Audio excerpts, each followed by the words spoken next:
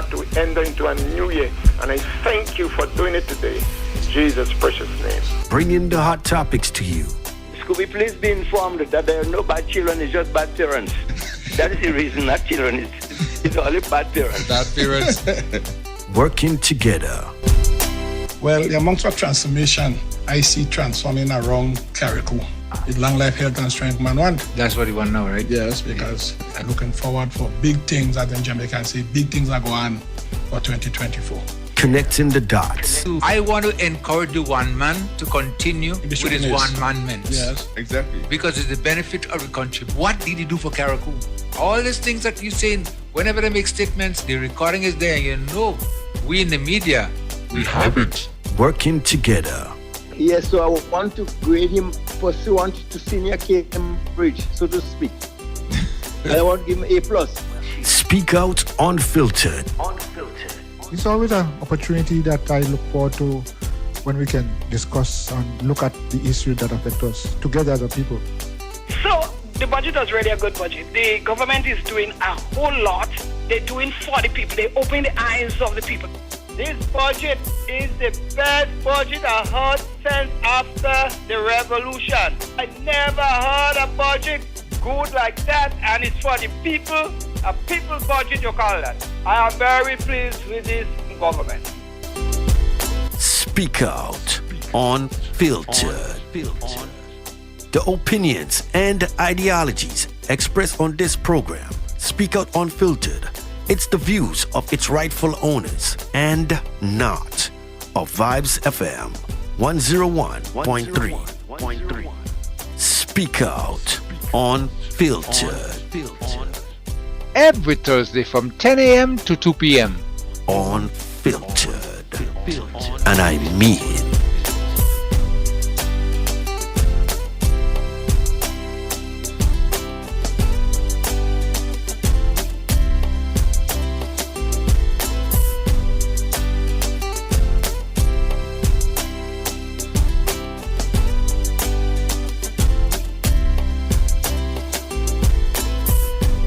And just want to say good morning again to you right here on Vibes FM, and welcome to the program Speak Out Unfiltered for today, Thursday. We're looking at the 8th day of August. Good morning, good morning, good morning to all our listeners in the trial and state of Petit Martinique, Carriacou and Grenada, and our neighbors next door, St. Vincent and the Grenadines, always locking it down to us. Good morning to you as well. And we're not forgetting, of course, our listeners on the internet, worldwide, wherever you are. Good morning to you. Those of you on Facebook as well, good morning. And on YouTube, good morning as well. We welcome all to the program. To remind you, it's interactive, Speak Out Unfiltered. And this is a program where you can give your views and your concerns. You can comment. You can call when we open mobile lines as well. And our telephone numbers to do so are 458-1914. Okay. I'm going to say it again, 458-1914 and 403-0101. 403-0101. Those are the numbers that we're using right now because, as you very well know, after burial, destruction, our landlines have not yet been restored. And it's going to take us a little while, so we got to get used to the new norm. That's what we're calling it, okay? Mm-hmm. And our cell numbers, again, 458-1914. 458-1914 and 403-0101. Okay, so what I'm going to do right now, let me welcome a panel. And Solio, you're right in front of me. I'm going to say hi, good morning to you. How are you doing, Solio? Good morning. Oh, good morning, my Redeemer. I'm fine, thank you. I hope you're the same. I am. And this morning I'm looking forward to discussion, because there's some burning issues. Mm-hmm. And it hits right home. I hope we have some time to deal with them and give them the time they deserve. So I patiently await the program's beginning. Koi, Yeah, you heard that? I heard him, and I see he turned around and he look at me too. So he only want me to, he want to try to give me, but he watching me. Good morning, Solio. Good morning, sir. Good morning, sir. Good morning. Good morning, good morning. And good morning, Kim, and good morning to all the listeners at this time. Yet another opportunity. Yes, go ahead. Yet another opportunity that we have to discuss the issues. And as Leo says, time to discuss and put some things in place. And of course, we are going through some very challenging and interesting times. As we focus on rebuilding our lives, our livelihoods, rebuilding our islands. And I think from the press conference that I looked at this morning, seems as though that they have taken on this task very seriously. Pristine project, yes. I think having taken on this task, and it seems to me that the people of Carriacou may very well get involved and make their contribution in this whole project of bringing back our islands into a state where it's supposed to be at this time. So Project Pristine, I think, will help a lot.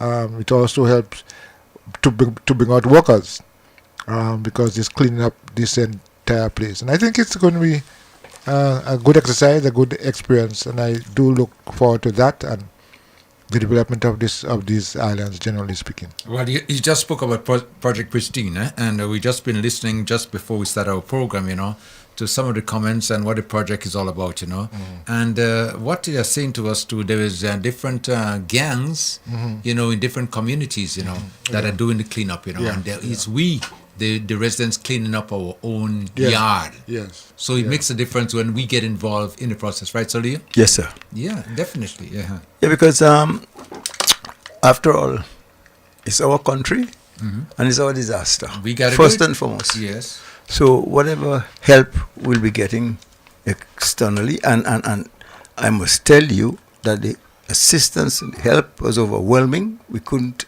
ask for anything better or more. And as far as the government itself is concerned, they're doing a hell of a job. So if there's any weak link in the chain, it's within the nationals. Yeah. And I'm talking about Carriacou specifically. Yeah. And I'm not too happy with the grade that we as Carriacouans are getting out there. And it's not something we could sweep under the rug. And it's not Leo saying. I'm listening to that which is said by people who are here to help us. Yeah. They think we could do a little more for self. I didn't make it up. No. But what you're saying there makes a lot of sense, because I've been getting comments of the nature as well too, And it seems as though, like I've been saying, we've been saying for quite a long time, the attitude of our locals sometimes, need to be addressed, We have been laid back and we've been very dependent and think everything should be handed to us, on a platter. And you just sit down wherever you are and you just eat and you enjoy yourself and drink whatever. But you have to go out there and man for yourself. And if you go out there and doing, then you're going to get more assistance and people will be able to, Absolutely. And when it's your case, you should take the lead and let people who come in here to assist you follow. Yeah. But if you're going to sit back and think that they're here and it's their obligation and duty to do for you, well, then there's something wrong. But again, you see, Kim, some of the things that we do, we always look elsewhere for our philosophers and our teachers. But we could find them right here, sometime in Carriacou, Trinidad, in Jamaica. Yeah. Because listening to Dan is the man in the van. Sparrow tells you that the education you get when you're small will determine how ambitious you'll be. You'll be a great citizen and respect for one and all. But I'm afraid, based on the education that a lot of the young adults got when they're small, which is from probably last 30 years or so, is not mitigating right for us. We too depend on other people do for me. If I want to clean my yard, let the government clean it. Doesn't work like that. Can't work like that. No, definitely. You have to start. You have to do. You have to get up and do your things. Otherwise than that, it's not going to be done just like that. Like I say, in the twinkle of an eye, you expect people to just come and just... As my good colleague will say, you can't blame it on people being traumatized. Yes, there is some trauma to the whole situation. But the fact of the matter is, if you knock down on the highway by a vehicle or whatever, is something traumatic. But don't stay lying down on the highway, you know. You better get up before another vehicle come up and make it. Finish it out. So you have to get up and get. You can't say it's trauma and make some excuse for trauma. Get up before you get before you become fatalistic. Get up and do something for yourself. You have to. Yes, there are some who will be traumatized, but there are too many that are traumatized. It doesn't make sense to me. When the going get tough, the tough have to get going. Who said that again? That's the guy in Trinidad? Who? Billy Ocean? Billy Ocean, that's right. Yeah. That's right. Yeah. Billy Ocean. Get going, we have to do for self. And that is the spirit of the Kayakon that I know that I was born here and experience and grew up with. And that is what is responsible for whatever success we gain, be it here or in the outer world, is a whole attitude. And that attitude to do for self and be independent is too absent in our society today. And that is not an issue we have to push under the rug. We have to face it head on. That's it, yeah. Deal with it, yeah. And don't expect it's left up to our politicians to make the point. We are the ones who should make the point. That if you're getting help, be it from outside or from your government, you have to pitch in and do your share. You cannot expect, it is your disaster, nobody caused it, this is God's work. So you don't think you will be the weakest link in the chain. I'm not, no. Unacceptable.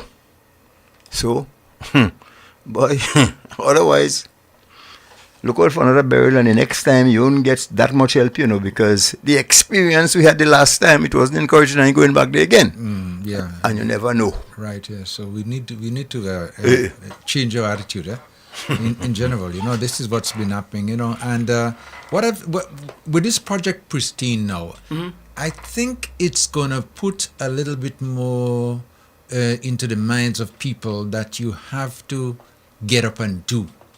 So, you know those, well, the fact is they're looking to be compensated, which that's taking place anyway. But still, I hope by the end of the project we realize that we have our portion to play as well, a part to play in our society, without, you know, people coming in and doing everything for us and depending, especially when the dependence on government, you know, we're too laid back and too relaxed and think that, you know, that's the way of life. That's not the way of life. It pains me when I hear a visitor express that kind of sentiment, because it's an indictment on Leo Joseph too, because Leo is a Kayakwan, you know. Yeah. I don't want it to be said about Kayakwans that we don't do for self, we're lazy and no. Yeah. Education you get when you're small. As my good friend Eddie Frederick could say, from 95 to 22, for the most part. That education we get. I know. Koi, I know we on the topic, and you may not want to go into detail, you know, as to you know, maybe your experience too, but you've been seeing quite a lot of that, and you're very disappointed, I would imagine as well, right? Well, certainly. I mean, that is something that is glaring. I mean, you don't have to even take a spine glass, some of the spine glass to seats, and I guess the hurtful part about that is, you know, not just the inactivity physically, but the comments being made, the comments being made, you know, as though this situation gives us a license to, to require certain things and demand certain things. So, you know, it is something that we definitely have to stop and think about, and it's not only reflected in that way, but it is also reflected in the general way in which we relate to people. Generally speaking, it is reflecting on the way in which we look after our own selves. Generally speaking, you know. Yeah. So it is of concern. It is concerning, and you hear the people speaking about, you know, what they need to get, not what they need to do. Of course, that's the language. But we have to break ourselves away from these chains of negative attitudes, and it's not going to help us in the future. It's not helping us now. It wouldn't help us in the future either. and I don't think it had ever helped us in the past. So, Leo, do you call a time when having this kind of attitude worked? It helped? No. Of course not. This kind of attitude never helps anyone. It's not a positive attitude. And so you're not going to be helped by that. You need to understand that first and foremost is you. You are the one who's been affected. So, if somebody is kind enough to come to your rescue, leave wherever they come from, and make the effort to come to your shores to help you, you have to take the lead. They come to help you, then come to for you to help them do your work, That is why every time I think about my boys from Tobago, they represented the widow's mite. Yeah. Because to load those little pirogues, cross those seas. Cross that Atlantic in its fury. Yeah. To come to assist you. And I tell you, when those guys, when you go down to the boat to meet them, they're all soaking wet, dropped off the cargo, and the following morning they were. And not only that, helping with toppling. So how can you not be in the mix and at least taking the lead to help you out of that situation? Something is wrong. Definitely, but it's good though that we have, this kind of assistance coming in, we should show more appreciation, But at the end of the day, we have a country to build. We have that responsibility in our hands. And how we navigate ourselves, how we assist ourselves is what's going to tell who we are, I tell you, when you have people who come here to assist you, and you show appreciation by doing for self, again, that's a heavy deposit in the bank. When at any time in the future you need such a help, you'll get it again. But sitting on the sideline and making those kind of comments as I've been hearing, and I don't want people to think Leo's been critical. I'm hearing that, and it doesn't make me feel happy. And that's why I said that's an issue we have to deal with. And that is again one of the ravages of bad leadership, because somebody is telling you, in order to create my vote farm, you don't have to do anything. I'll give you a little e-money, I'll give you a little 150 or something else. And as far as you thinking, you're the best thing since sliced bread, you're manna from heaven, you provide a livelihood. Yeah. And the one who's giving you that as a livelihood, themselves don't take it as a livelihood, or encourage any person relating to them to use it as a livelihood. You must do e-money while the people go to university. All right, let me just open up the lines. While we're on our discussion now, we can start taking calls. 403-0101, 403-0101, and 458-1914. 458-1914. Those are the two numbers you can call. We'll be taking all the calls live as well. Okay, now on the government side, as a matter of fact, tomorrow, which is the 9th of August, there's supposed to be business meetings in Pitimatnik and Carriacou. And just for those of us just joining us, let me just give them the information here as it was sent to us in MP3. Hello, Carriacou and PT Martinique. Join Prime Minister, the Honorable Deacon Mitchell, the Minister of Finance, and the Minister of Agriculture as they inform you of Phase 2 of the post-burial incentives on Friday, August 9th, 2024 in PT Martinique at 10 a.m. and in Carriacou at the Mermaid Beach Hotel at 2:30 p.m. Join the conversation and find out what your government has in store for you post-hurricane burial. Carriacou and PT Martinique, we will rise again. Okay. Actually, this is the very first statement. Hello? Yes, go ahead. I was saying that's the promo that we have going on right now for people in Pitimatnik and Carriacou. And you realize that the government is reaching out there now, reaching out, and it's been reaching out since the passage of burial, to meet with the people, to encourage them and to listen to their concerns as well. In other words, Sakitan Palilot, tomorrow afternoon at Mermaid, you are invited to hear from your Prime Minister and offer suggestions on the way moving forward, don't say you didn't know no one. If I didn't know, I'd have come, but saying it loud and clear. Who here tell the others? Tomorrow afternoon, 2 o'clock, I'd call hello. And not only come in there too, but come with some suggestions, come with your concerns, because they're willing to listen. That's the only way you could, be able to know exactly what your situation is. And if there's assistance coming your way, you've been able to know to utilize it. Yeah, exactly so. Exactly so. And again, as someone who's been in this little island for that many years, I'm telling you that we are fortunate for the assistance that we've gotten and are still getting, and we are very fortunate by the part and role. What I really don't understand, in that why some people take the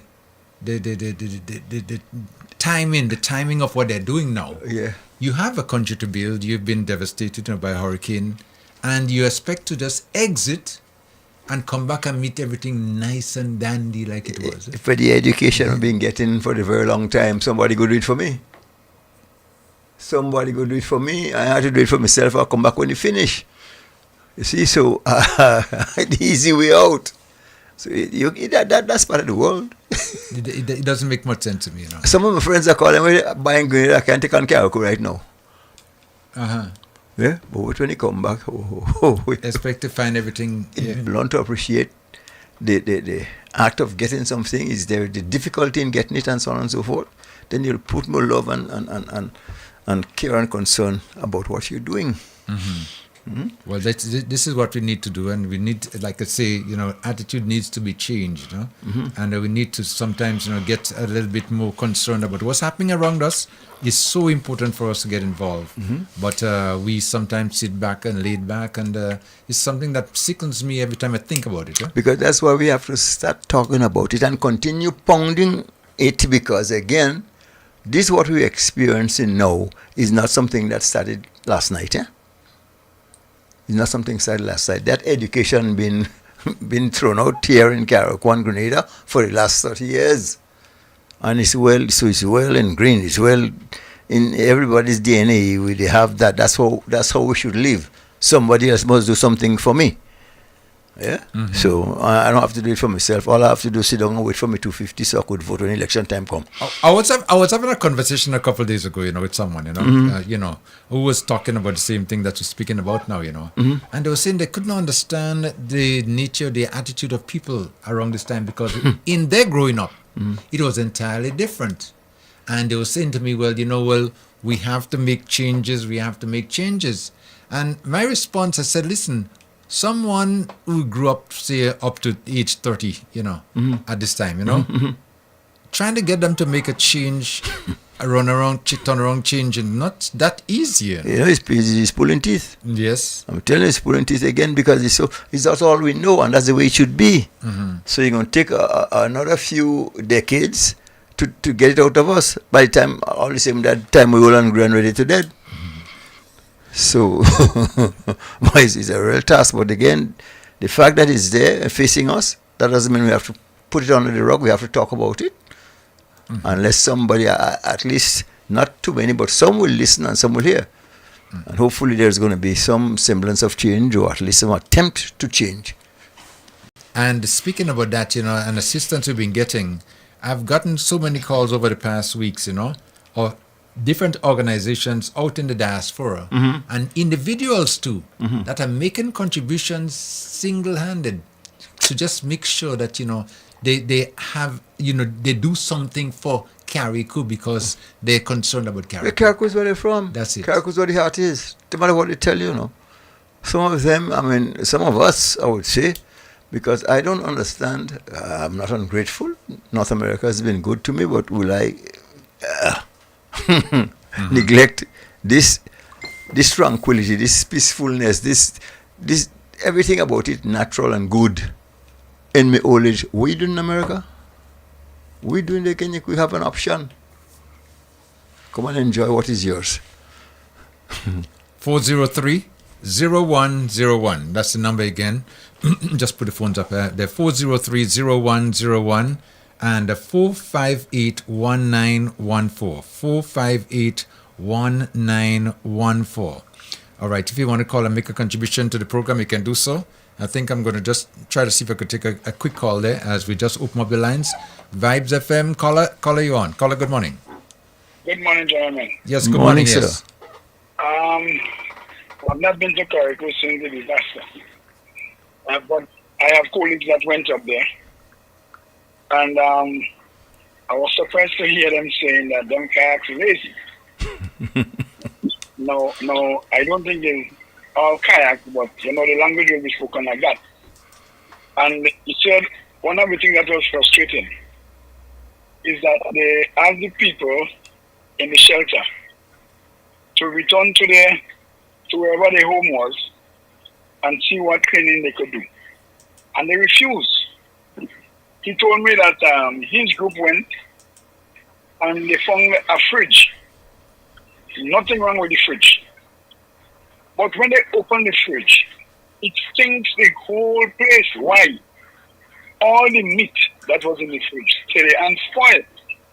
He said these people could have go back the day after the hurricane, retrieve the meat and cook it because you would have still have ice in it.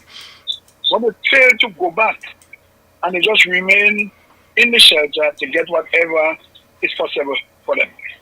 And I think that was very poor. Because when I remember Ivan, I know we got up the next day and we do cleaning for ourselves in our communities. Everybody wasn't out at the same time, but we did, and especially where I live. In the remainder of my house, I have tank of water. After when you have 50 gallon tank, half of water. That's me and my cylinder and my stove over there. But it was just the night alone that left. And breakfast was done in my remainder of house to feed a good bit of the children and the seniors who went about looking for galvanized, because they can't be looking for galvanized and coming back to cook. You don't tired, you don't weak. So we were very helpful in our community. And I expected to hear that from Carriacou. But I didn't hear that. I heard about the laziness. And I can remember the commander of the Guyana Defense Force, those that came to Carriacou. When he was interviewed, he started a comment and he hushed. He said that he's surprised when he came here to see and then stop on that. So I could continue. He expected that more cleaning could have been done where people live. So in other words, then where you used to live, you show interest in going back there and see what you could salvage. And like that was not there. I hope the people of Carriacou and Pristine Magnet will learn from that in case there is another disaster, they would not wait on people to come in and do for them, but they will start for themselves. Because before the Trini and the Guyanese and the Dominicans and them came to Bermuda, we were already advancing. And that was very good. That's correct, So I hope Carriacou will change after hearing the comments coming from outside of Carriacou, from the people who want to be cleanup.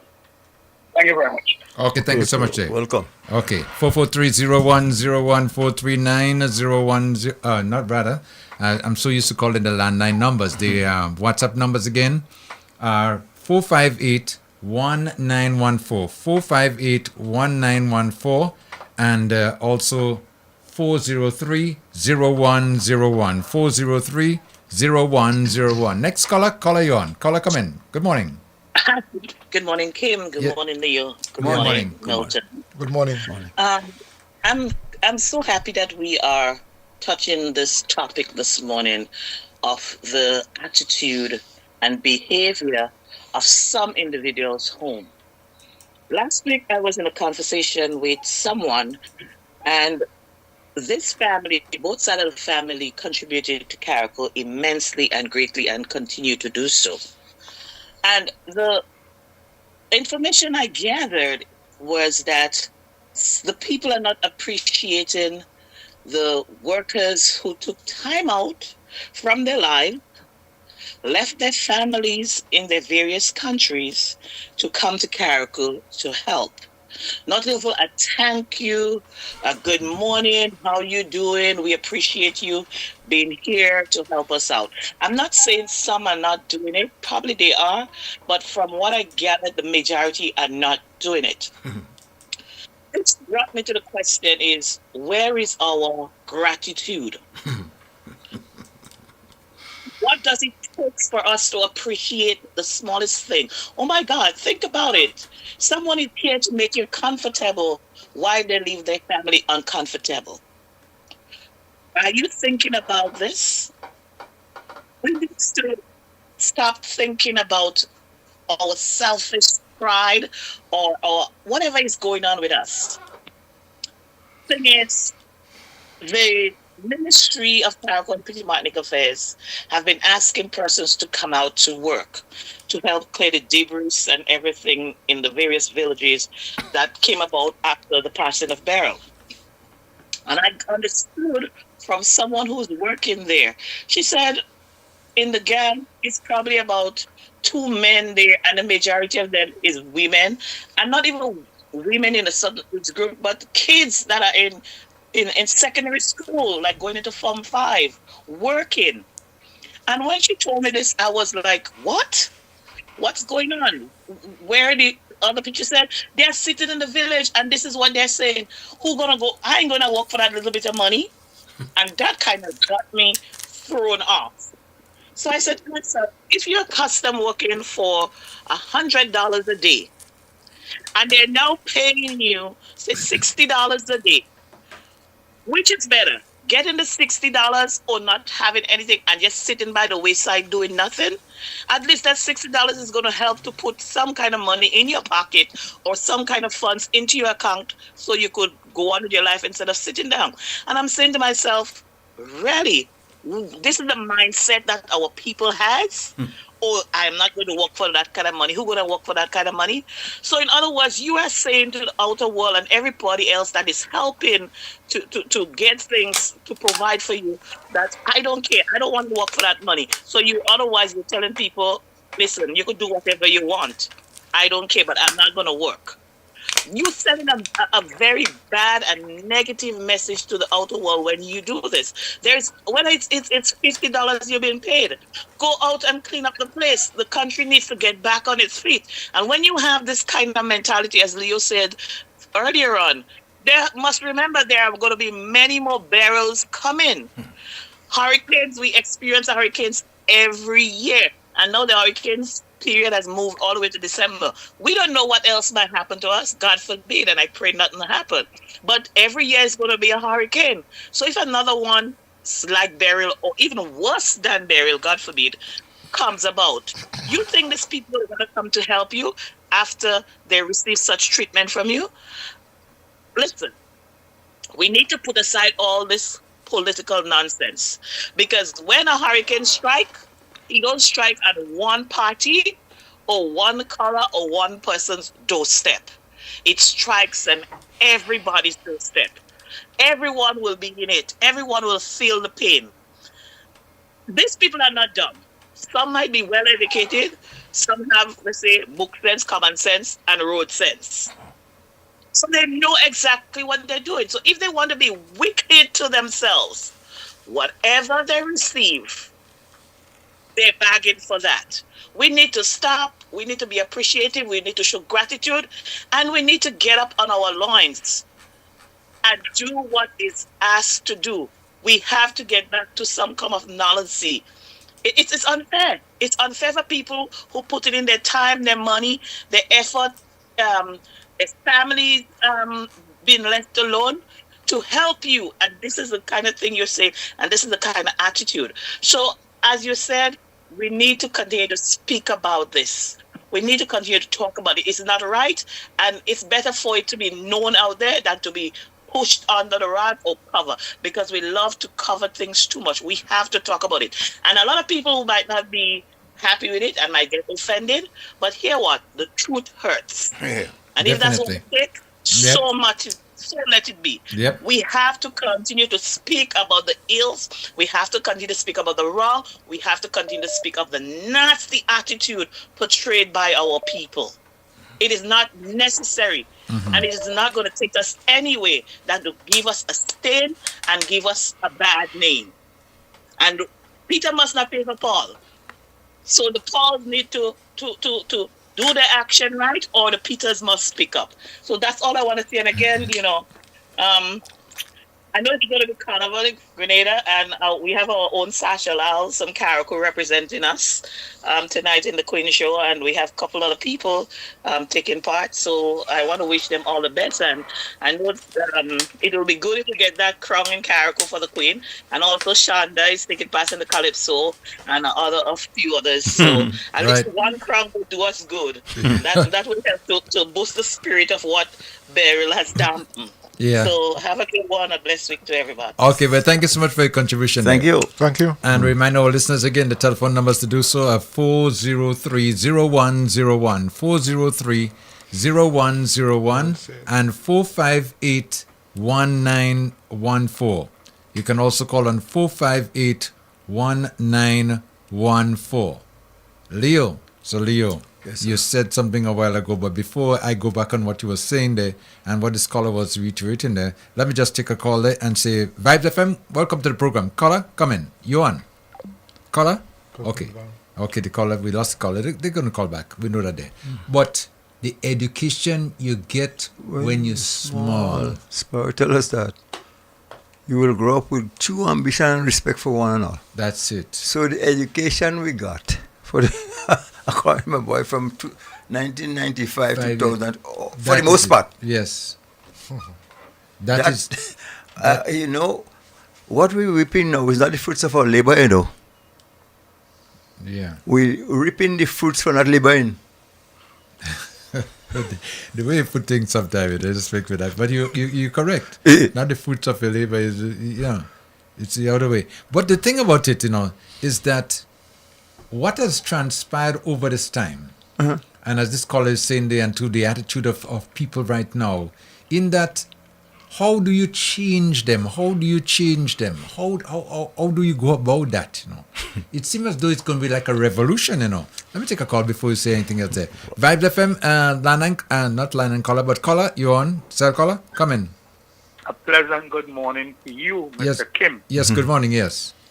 Good morning to Leo. Morning, sir. And before you go further, let me remind our listeners, we have two cell numbers, The 403-0101 and 458-1914. 458-1914. All taking calls. Okay, caller, continue. But, I gladly renounce that because I was ringing the 443-0101 and although I tried. You can get through on that, yes.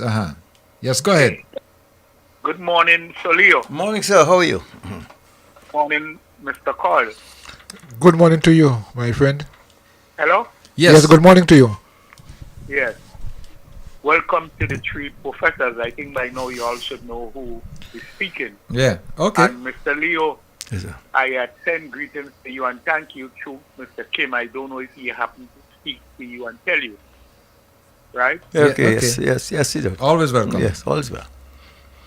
I'm glad that topic is on this morning. Do you know since last night, I said if I wake up this morning, I have to talk about this kind of labor thing. All you have to understand is that disease that's spreading, and it's spreading from the head of the fountain who representing the NNP government. We have to be strict. Nolan Cox and his wicked-minded people, they are going around and telling people the government collects sufficient money already. People themselves don't have to spend no money because do you hear when they speak on the Tuesday program, the government collects sufficient money. Now they're doing that in Victorian hotels too. I don't know about how much it's spreading go up. These people are so wicked. The amount of money them collect for 2 hurricanes. That is the reason why they could have lent all kind of people money and the people did not pay back no money because Grenada had too much money. Who get 50-something million? Who get 20 million? What then talk about that? All the wicked things they do. They had nobody to give account to. Right? And spreading. Hello? Yep. Okay. Yes, go ahead. the amount of rumors them is spreading on this government case, they see as an opportunity to play politics. And came time for us to call a spade a spade. This university, these two professors, the three of you all is very, know what is going on. They are spreading that. They are coming to do nasty things. They see the opportunity and feel they can win the seat in Keriku. They even reach so far. And I'm not telling you, I'm talking about what my cousins sit down in New York and hear what a couple of them are saying.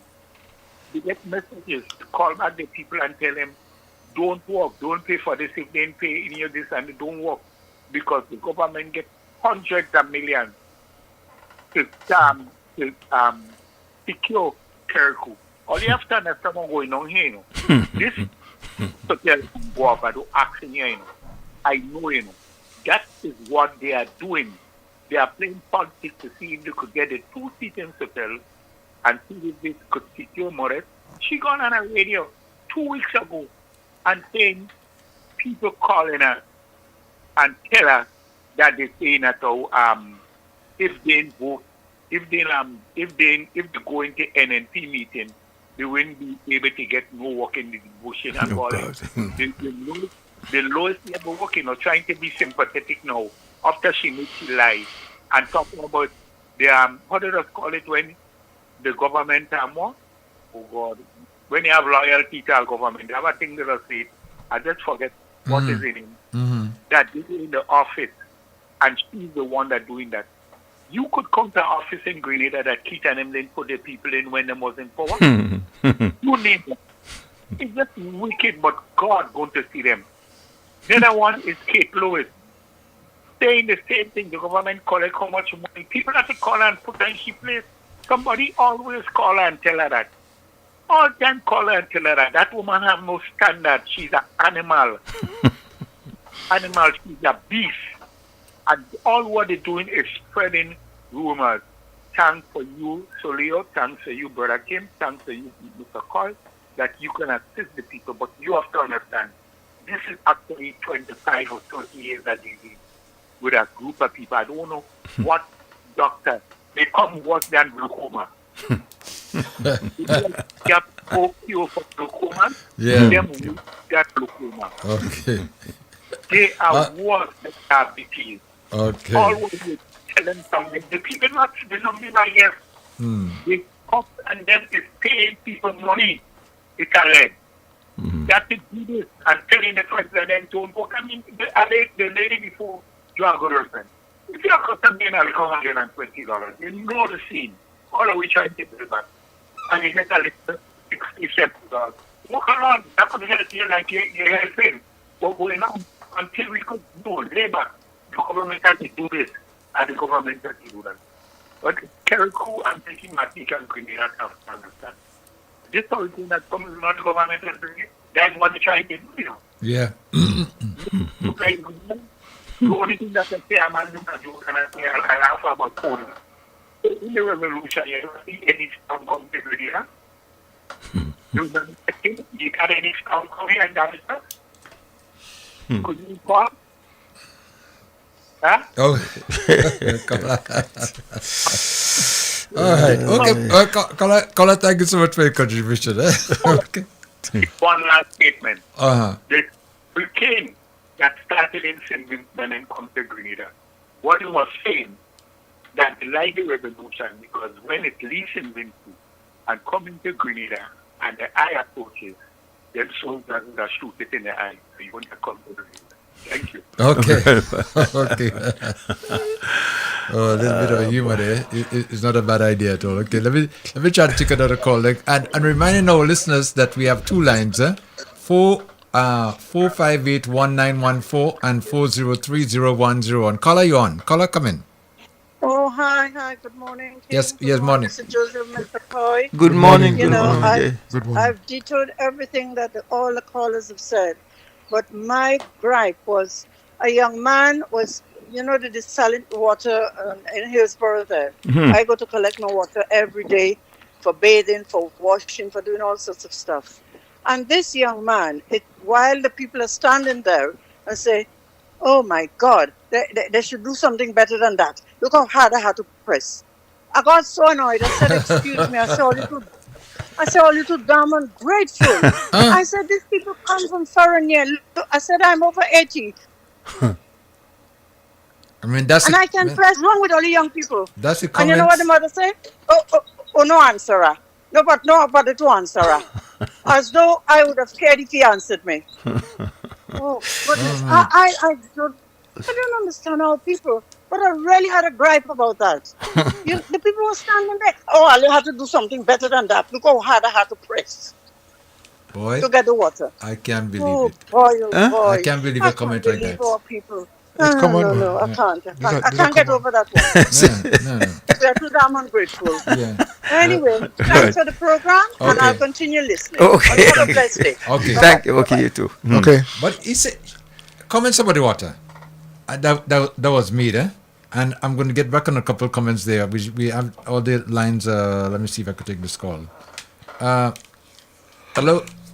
Caller, you on? Caller, come in. Yeah, I want to leave a message offline. I don't want to get on the radio. Well, I cannot really take the message offline right now. So you have to call me back after we finish the program. I'm Glenn Jackson. I need a nurse's aid. Could you pass it on to the people the health people, a nurse's aid and a medical?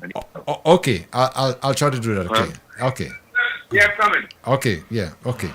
403-0101, 403-0101, and 458-1914. Talk about the comments about the water. Let me tell you something. I heard one person said to me, they went to get water, and they had no bottles. If they know they had to walk with bottles, this Samaritan's person. Yeah, they came with a lot of bottles, okay? Yes. Bottles, but people didn't know, so they were giving out the bottle. But they said to me, if you want water, just bring a container and fill it up. That's all they know. Fill it up. No problem. There's no limit. There wasn't limiting. And I could bet you that some of those who get the bottles will go and use the water and throw the bottles and go back for fresh bottles. Yes. You find things that that's possible too. But the whole idea with that is that you get in the water, go with the bottle. You complaining that they have bottle, they should have bottle. They must come in enough bottle. Come on.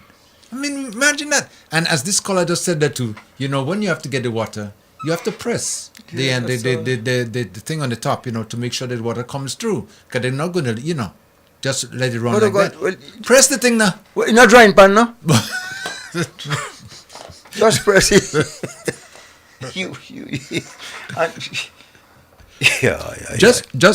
Just press it, and that's it. And you just imagine it complaining that it can do better than that.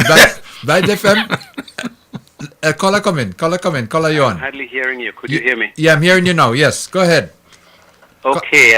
My name is Jocelyn Whiteman. I'm calling from the mainland. Okay, Mr. Whiteman. With regards to the rebuilding of the agricultural sector, I can make available maybe 100 or 200 coconut plants. Would you be interested, the people of Carrico? Well, definitely. As a matter of fact, I know I would maybe... I'm hardly hearing you.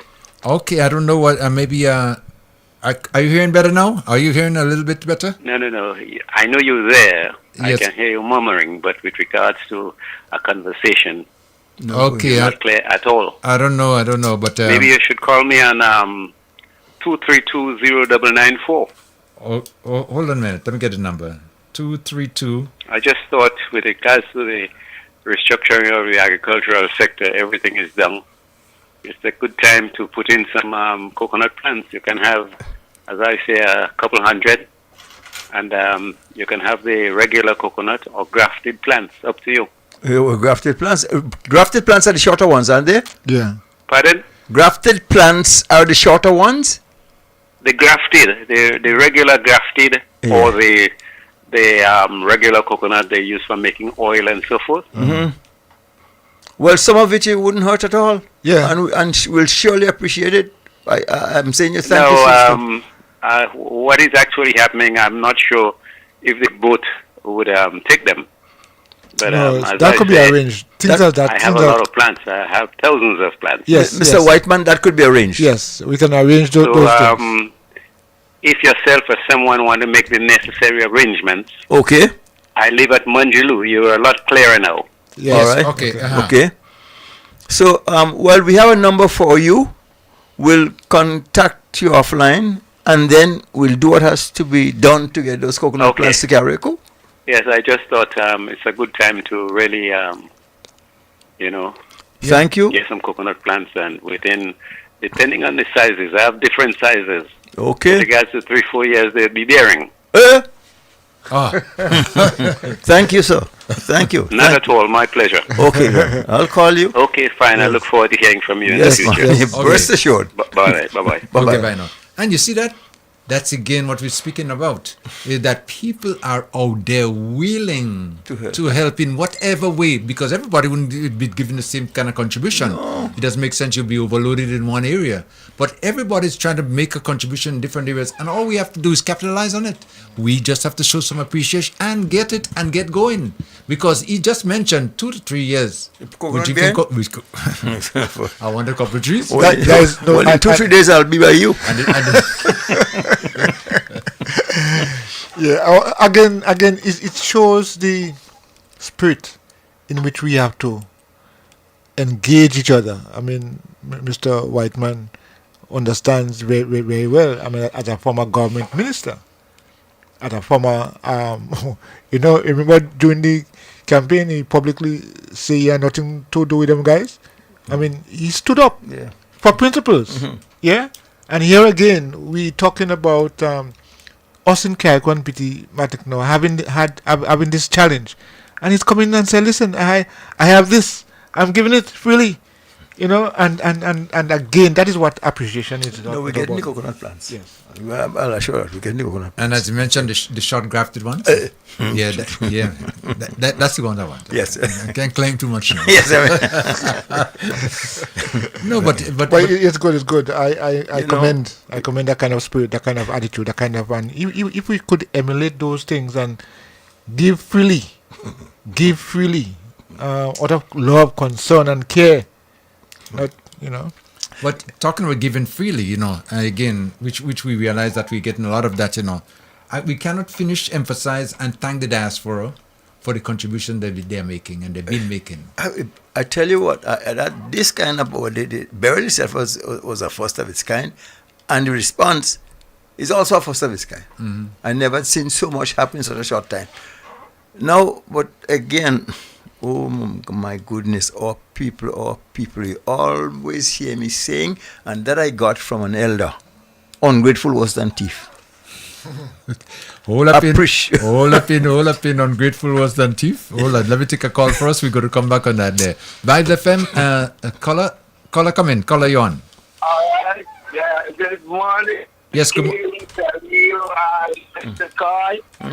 Mr. Kai, I have spoken to you about something with medical condition. You have just sent someone to us, but we haven't got back a reply because we are buying art. Like every day we have to spend $30 or $40 for art to keep our insulin in place.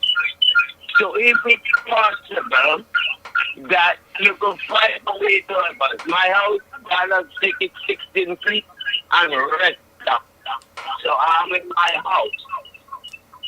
You can come to Gambia, take the and take pictures, and we have to go get eyes. We don't get it in the stream and get $40 and $30 that's it. Oh, caller, hold 1 second, please.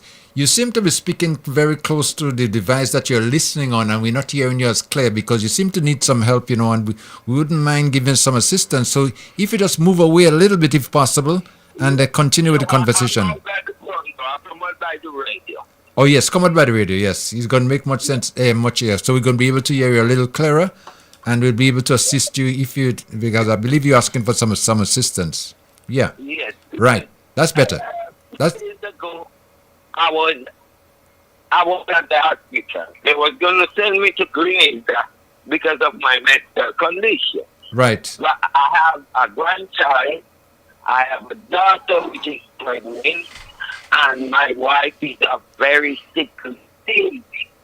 she worked at Hardy's Jewelry. And I can walk because they have put me on a no-walk basis. But since this thing have started, I have tried to help everybody on the roof with police and whatever without looking for man. And people have come to me and they said to me, first time they see God take a house from 16 feet and just put it down flat, I said probably I'm a blessed. So Mr. Kai, I'm asking if it's possible. Because every day I'm spending $30, $40 to get eyes. Look, I just come out and buy $30 and I have to do something for someone. This morning with a chainsaw, which my health is not good to do that. To get $30 to get some eyes to clean. It's possible. And someone could just come around. I don't care. I don't need that just a little eye so we can keep it insulated. Mm-hmm. Okay. So what? So let me just reiterate there. You're asking for some assistance with gasoline, right? You need some, and that's what you're asking for, right? No, I have gasoline. But someone, I think Mr. Kyle know that person that came to me. And he said to me he was going to give me a mini generator just to keep with things them cool. Right. And no one has really come back. I know Mr. Andrew is very busy. He is being told you, and we take this country right back. So they have local security here because he's not coming back. Mm-hmm. But what I'm saying is they could give me $100 because every day I'm spending $30. The little thing is making not saying it from away. I'm burning it up. Mm-hmm. Because when I got sick, because I took the insulin when I got, like it was in high. And you're going down, so you have to take it. I took it, I ended up on a stretcher in the hospital. Everybody said, oh, they're not much. I don't put the car today. They said, they're not much. Oh, God, not being there.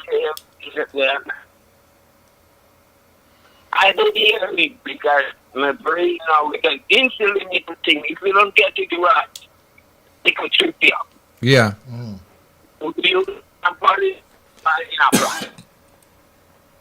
Like something I've been through in my life, and that was most of the life. So I'm just asking Mr. Kai, Hello? Yeah. Hello. How much respect here? How is my, I didn't get that. He's asking? Could you repeat? Can you repeat that? Yes, I'm telling you how is my friend out below. You know, where I was in the car before where I was doing all the tongue there. He's asking about your friend. In Quickstar. In Quickston. Yeah. Oh no. Well, that was diminished. So, and I've already communicated to him in words and in video.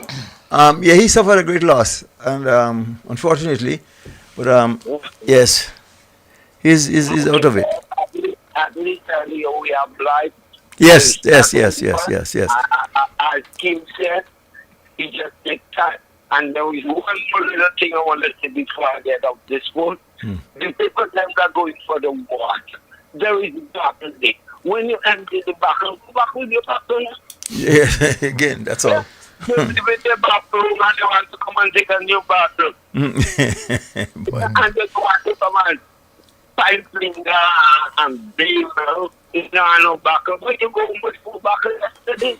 Come back with the bottle. That's all. That's all you got to do. No, they just have to fight fingers. Fingers they have to fight. Yeah. Yep. Anyway, caller, yeah.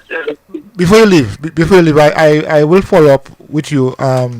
If not this afternoon, certainly during the weekend. Yeah, and so that something can happen. I think I understand what you're saying. So I'll follow up with you when I get in the village. Okay, thank you, Mr. Carr. Okay. And tell you. Yes, sir. Yeah. The man I pick up sweet. You look like you're sweet today. Okay. Okay. Thank you.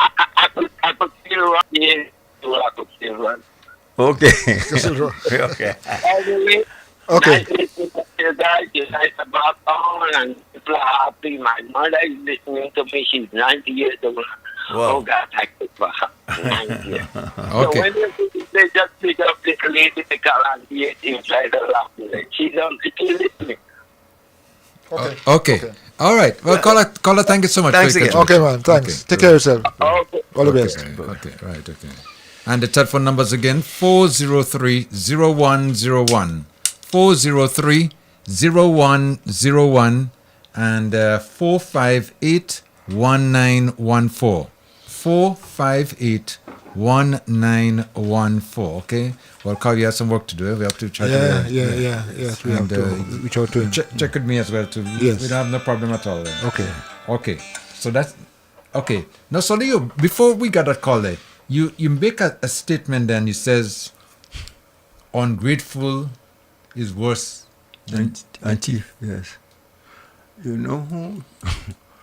I got that phrase. Let me see.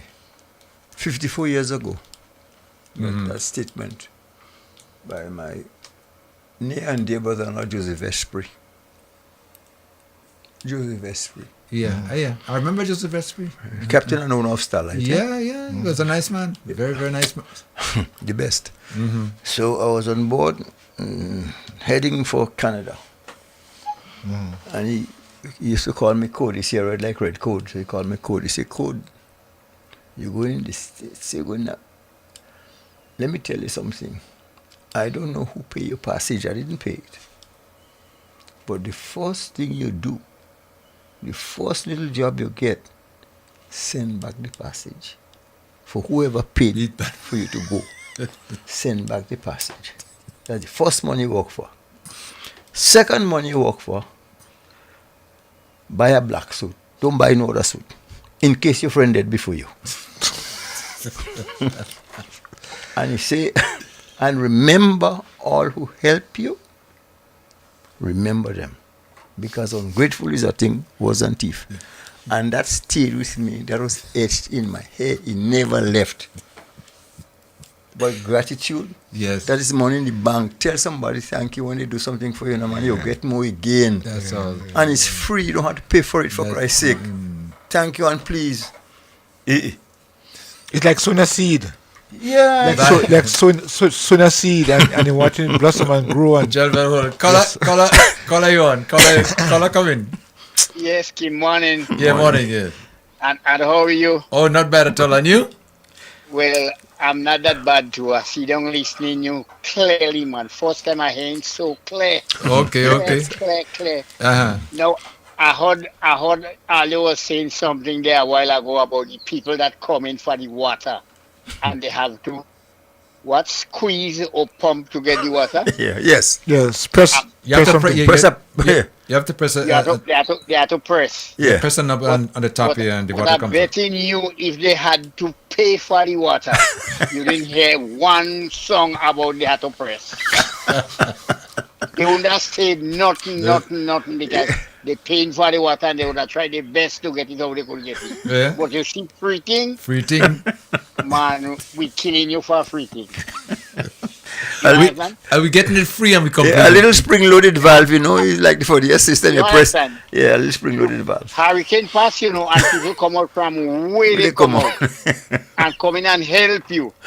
But you're saying about this and that and that. They should do better than They should charging everybody for a bucket of water. You will see how they lining up and fight to pay the $5 to get a bucket of water. Yep. Sometimes it do good to help black man at all, Yeah. We black, we do mischief. Yeah. So why Diablo members must say in the government collect enough money? The government have to stop collect money when people giving you aid. Yeah. They giving you aid. You can't say you get enough. When the people stop give you, well, okay. Yeah. You don't understand? Yeah. Too much is not enough when you're in distress. Yep. They're giving you to rebuild, and the same set of people that saying that they want to give somebody a ply, Yeah. Yep. What they want to be in power, that they Yeah, they're the fortify ones. themselves. Right. They're the ones. You don't understand? That's what they want to do. Yep. I mean, we too wicked, we too stubborn. That's why the hurricane will always come. Simple like that. Yeah. When I even, and how much money they ever say how much they get? They ever say they stop get? They ever say they don't want more? Yeah. They just collect money and do all kind of thing. Yep. I mean, we too worthless with ourselves. You had to change. Yeah. Okay, caller. Yeah. I put in something on the Friday, so I will continue listening. All right, thank you so much. Let it pay to get the water. And Alpago stop. Okay, all right. Yeah. Yes, Okay, thank you so much. thank Yeah. And speaking about the water, though, gentlemen, you realize the Samaritan first they have to leave, right? Yeah. And they offered to leave the desalination plant, that potable one, behind. I heard so, Kim, but I'm having difficulty wrapping this around my head, But Yeah. somebody said no to that. Yeah. Leave it behind. No. Hold on. Somebody said no to that? Yes, that. I heard about a no, but I don't want to say it on the air because I want to confirm whatever I'm saying. But I understand that they were saying no, don't leave it behind, and people in authority that was saying that. I would also, as a matter of fact, Uh-huh. when I first heard so, I went to the folks Uh-huh. with that desalination plant. Yes. And I asked the question, what's going on? They said they was having some difficulties with authorities as well. I questioned it. You questioned it? Yes, I questioned it. So there is some truth to it. But how could you, with such a useful piece of equipment, you are scared that it might stop your business, I don't know what's rational. Or your operation. I don't know or what's whatever. rational. But what they were saying Whatever. that when I first thought of it, they said all they're looking for somebody responsible who they'll train how to use the equipment. Yes. And here we have And it. leave it behind. And as we talk about that, I cannot. It will be remiss of me not to mention the contribution of Samaritan's purse. Boy, in every aspect, And I tell you, I had the misfortune of stepping on a nail. And I went into the Hospital? Yeah. The mobile hospital. I tell you, I was in Kings County. Come and sit down, Mr. Joseph, this, that, and in no time flat, tetanus injection, antibiotics, ointment, clean it up and so on, and with instructions how to do, and here are your antibiotics. Take 2 each day for 3 days, and I come out. And you're feeling better now? Even though I didn't do it better, I felt better. The people, the service was so... Yeah, the contribution, really. And professionals. Yeah, right along. I haven't heard about this. About the talk. It hasn't reached me yet about the going. water? Yeah, no, about the water. The desalination plant. Yes. Yeah. But I know. For example, the hospital. If you go up to close to in Bella Plainfield there, close to Nadma. They build this big hospital. The field hospital. The field hospital. Uh-huh. Yeah, and after a while, they hand it over to NADMA, to government. Actually, was NADMA. Yeah, and so I know that they're doing these things, and the intention is to at least leave you with the ability to continue. Yeah. Okay, it's going to over tomorrow. We have a long haul to go. Yeah, with this, and that is the approach I have seen them. Donors have taken, that this is not just a sprint. And especially now, I could give an example, because a lot of the gutters, the spouting, blown out. Right. So even if rain come now, you can harvest nothing. Right. That's it. No. You ain't going to know, sister. You fall straight on the ground. And the other thing is that some time ago somebody said they think our main desalination plant had some problems. Some issues, There's yeah. in Pitimatnik. Yeah. In Pitimatnik, not in Carriacou? Yeah, No, in Pitimatnik. Pitimatnik? Yes. Okay, yeah. Uh-huh. Okay. Well, I hope it doesn't reach Carriacou, boy, because Well, I know got- Carriacou has had its Okay, problems over Carriacou has time. always had its problem, but Yeah, but yeah, this present one, in fact, the notice from Nawasa says Pitimatnik was yes, affected, yeah. yes, and they would not be able to do anything on next couple of days. Or something But like you know, that. there's some good folks in diaspora who call and said that well, you see, you're so right that they understand that the most urgent thing for Pitimatnik now is drinking water. Drinking water, yeah. So I call to verify that and give them the okay to send whatever they can, be the container of water for Pitimatnik. Yeah, but getting back to that desalination plant, you know. When I heard the story, I was very struck. You know, I couldn't believe what I was hearing, and I decided I was going to try to see if I could verify, you know, if it's true or not. You know. Well, I tell you something, we're kind of lucky. Social media isn't up and running everywhere because that thing you just heard there about this that went viral, you know.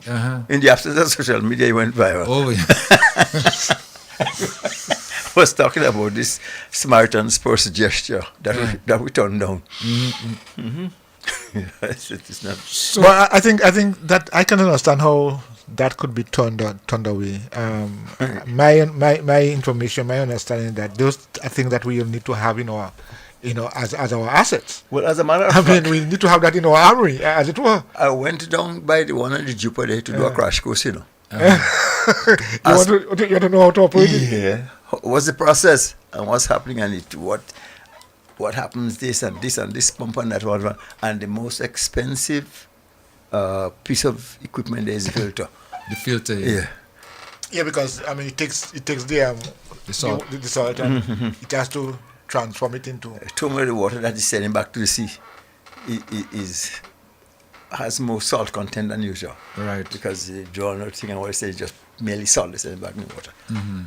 So you're playing smart on us there. You planning to be a desalination plant operator too? In Carriacou, all that is necessary, is needed. If you, oh boy, if I could have had my way, I would have put it on my head and gone with it. Like the port? Yeah.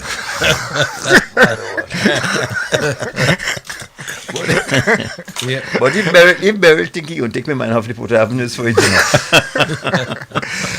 Of course, I mean, I guess there's some of the business discussions that will come up again when the Prime Minister and the Minister of Finance and. Yes, there was something that we were hoping and we need it now more than ever.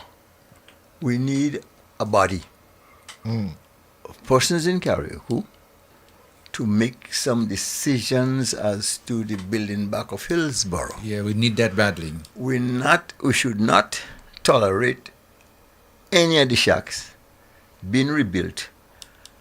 Physical planning, which I understand is going to be placed here in Carriacou now for a change, which is good. Yes. And we have to build back with pride.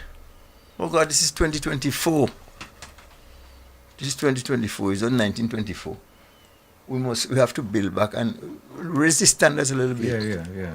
A lot of it's not everything Beryl do that is bad, you know. Beryl, that was one of the good things. You know? Yeah, Beryl. Quite of the things, the ISOs. Yes, he just clear them out of the way. Vibes FM, caller Covin. Yes. Yeah. I only have a few minutes. Kim. Yeah. I'm telling you, Mr. Kai. Yes, sir. I did the two diesel plants. I built the one in Pitimatnik. I have said to them, Pitimatnik was going to have a problem because of where the pipe run. They thought I was too dumb. I call it Diablo thought I was too dumb. I told them, when they bring the machine to Seaview, the container could not fit. So they have to bring people from away, pay them multi-million dollar to scrap the machine and hook it back up. They give me a plan for PM and a plan for Seaview. The plan they gave me. Well, Lord. Caller. Yeah, you get cut off. Cut off. Okay. The call drop. The call drop, yeah. But he was making a point there, because apparently he was involved in the plant, the setting up of the plant, right? The suction. Yeah.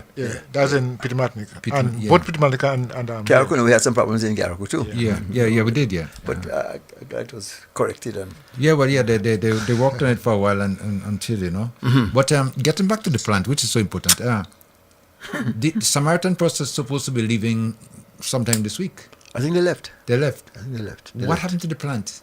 They left it? Take it. They took it to them? Take it to them, I guess. I don't know for sure, but if they had nobody to leave it with, for that is an expensive piece of equipment, Yeah, it is. Yeah. I came in so handy. You're going back to North Carolina. Tar Heel. Really? Mm-hmm. We couldn't capitalize. We need it. we couldn't get it because of authorities or whoever was involved in what and I thought that somebody said after the fact that if that conveyed that sentiment to or that message to the Prime Minister, somebody with good political clout would have overridden who said they didn't want it and let the equipment stay here. Get somebody to teach something about the equipment. And not only that, what they were saying is that once they've given you the piece of equipment, that they could have assisted you with replacement parts and so on and so forth. Because that which they brought to Carriacou is not all that they have, Yeah. Mm-hmm. Samaritan Sports is no small outfit. Then that in such a way, and again, if you're nice to the people of Samaritan Sports, which as Carriacouans have been noted for in the past, the hospitality. You're right. They would have adopted us, for Christ's sake. Mm-hmm. When people come to your show and you show them a good time, they just leave with that. Yeah. With pleasant memories. Yeah. So it's not difficult to get something from them again. But I don't know. We don't know how to say thank you again. We give them something, they were trying about alright. That? Alright. No, that alright. They say that as though no appreciation. No, instead of say thanks, say more time.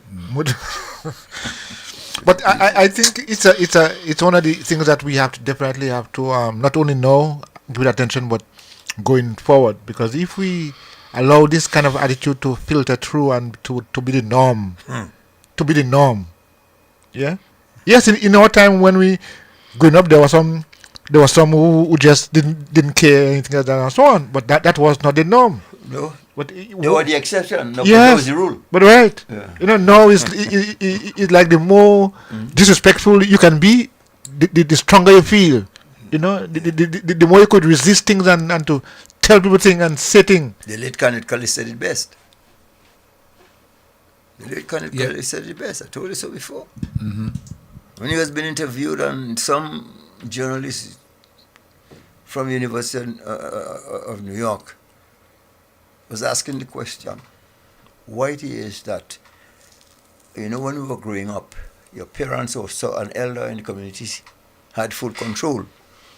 They could discipline a child, talking about the village raising a child. Mm-hmm. Why is it now it's so different? And the Sikh and it said, when in our time growing up, children wouldn't swear among big people. That was unheard of.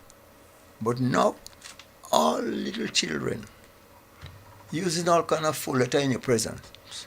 And when you go and complain to the parents, you're getting 8 lit. So why want full letter? What getting again? 8.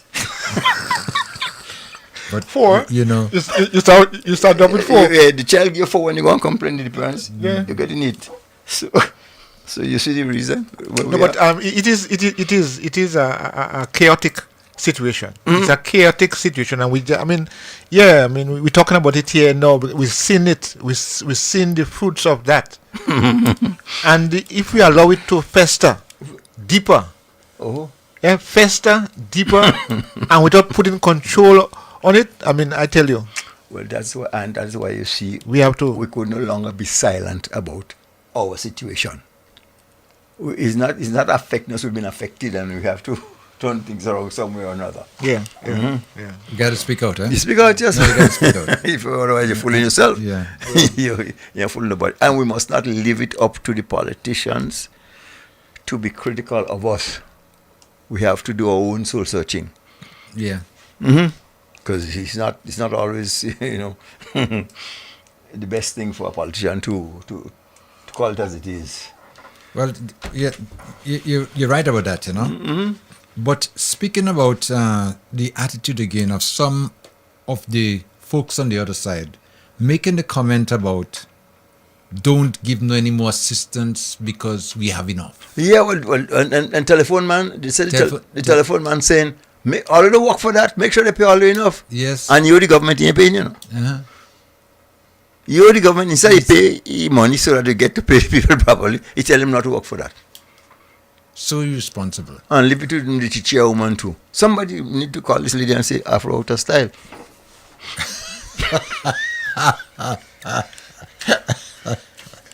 Yeah, but it's so ridiculous because not even that too, but people are assisting you, and you need the assistance. There is no if about it, And one of the things I believe that is hurting them in particular is that they realize that the assistance that we are getting now is, should I say, use the word record breaking? No.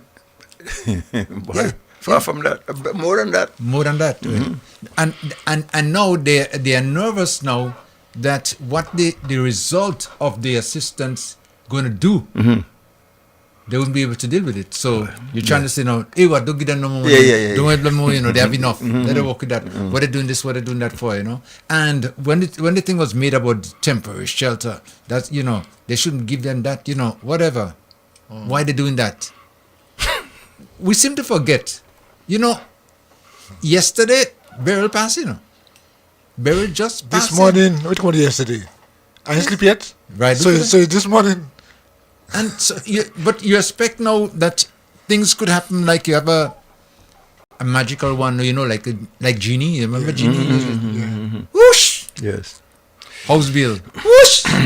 You're driving a vehicle. Just like that. But that's wickedness, and these people, who I call mercenaries, I find they're going for such cheaper price. Sometimes when somebody wants to do something, especially when that's right, they have to come with big cash. No, but they find they come in with a little bit of cash, yes, or no cash at all. Yeah, at least little. But how you jump in from party to party to party to party, and in no time flat, you end up with Diablo. Who is a man I like to spend? And I don't know how much you give you for your loyalty. Loyalty have a price. Stop it. No, But this is one of the problems that we have, this kind of people who are making this kind of statements, very irresponsible. Very, very irresponsible, and if there was a way we could even maybe stop them from this kind of propaganda and this kind of negative wickedness. Well, you see, a lot of people trying to use the opportunity that we are in now to sabotage things. Yes? To give people wrong information, wrong impression. And I even understand that there are some people who are telling donors, people who are here, that don't give, don't do. I mean, they, I mean, trying to sabotage the building effort. So people will spread lies, rumors. This is sad, But again, that's just who we are. But and to don't give, but to maintain relevance, giving you a piece of food in a styrofoam box with a label on it. Yeah. Take that. That's your price for being loyal to me. A plate of food. Huh? It's just amazing. Some of the comments and stuff like that, that you'd be hearing from them and the things that they're doing. It doesn't make any sense, really. But I believe that the agenda that they're trying to achieve, it's not achievable. You go backfire. Definitely. In fact, as far as I'm concerned, it started to backfire already. Yeah, because things ain't going how they want it to go. some of the comments I've been getting is that these people who want to derail the process, they want to now take take it away from where it is and give us. That is because you see the Who's yours? the convention of the track, so they want to derail everything else. Give us. Who's us? Yeah. Eh? I mean, yeah, we have to be serious here, about this thing. By the way, so Leo, I think you talk too much, because somebody said they want to get some of the coconut plant already. Okay. Yeah. All right. No, it's coming. It's coming. So I'm just saying, people a friend here just asking, say, tell Leo that they want a couple plants. They could count on me, man. According to my prime minister, I'm a professional. So they could get it. Telephone caller coming. Hi, good afternoon. Afternoon. How are you? Okay, fine, thank you. Okay, great program. I'm listening all the way from Grenada. Okay. Thank you. Yes. Yes. What I want to say, they cannot stop 6 You want- Them green iguanas, they are so hot, they cannot get over. They're beaten and they will get beaten. Round 2 is coming. Continue to do your great job. I always listen to you speaking. I always listen to that program. But we are moving forward. We are going up. Let them green beasts eat themselves up. I hope the iguana doesn't eat them. Thank you. Have a good day. You're welcome. Yeah. If I may go off script for a quick second. Yeah. I hope you're observing what's happening in North America. Oh yes. Okay. Yeah, definitely. As a matter of fact, changes are coming. Yeah, man. You realize that, yeah? The polls in our favor, All the way? Kamala making history? Kamala and Waltz, man. And Waltz. We're bad like that. We're bad like that. They're bad like that. Boy, I'm so happy. Let me remind our listeners again, 403-0101, 403-0101, and 458-1914, 458-1914. And sometimes if you call and you realize you're not getting an answer, sometimes the lines are all tied up, so you could always call back and to make a contribution. Again, the program is Speak Out Unfiltered. Every year, we'll be getting quite a bit of assistance. Yes. And I heard, the minister, Cornwell, went through his presentation, and just listening to what they'll be offering to Carriacou and Pitmatnik and parts of St.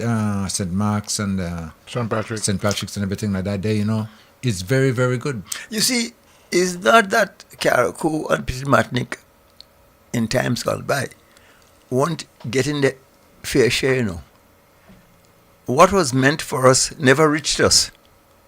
You see? Yeah. But now it's reaching us and it's being publicly advertised that this is yours and you're getting it.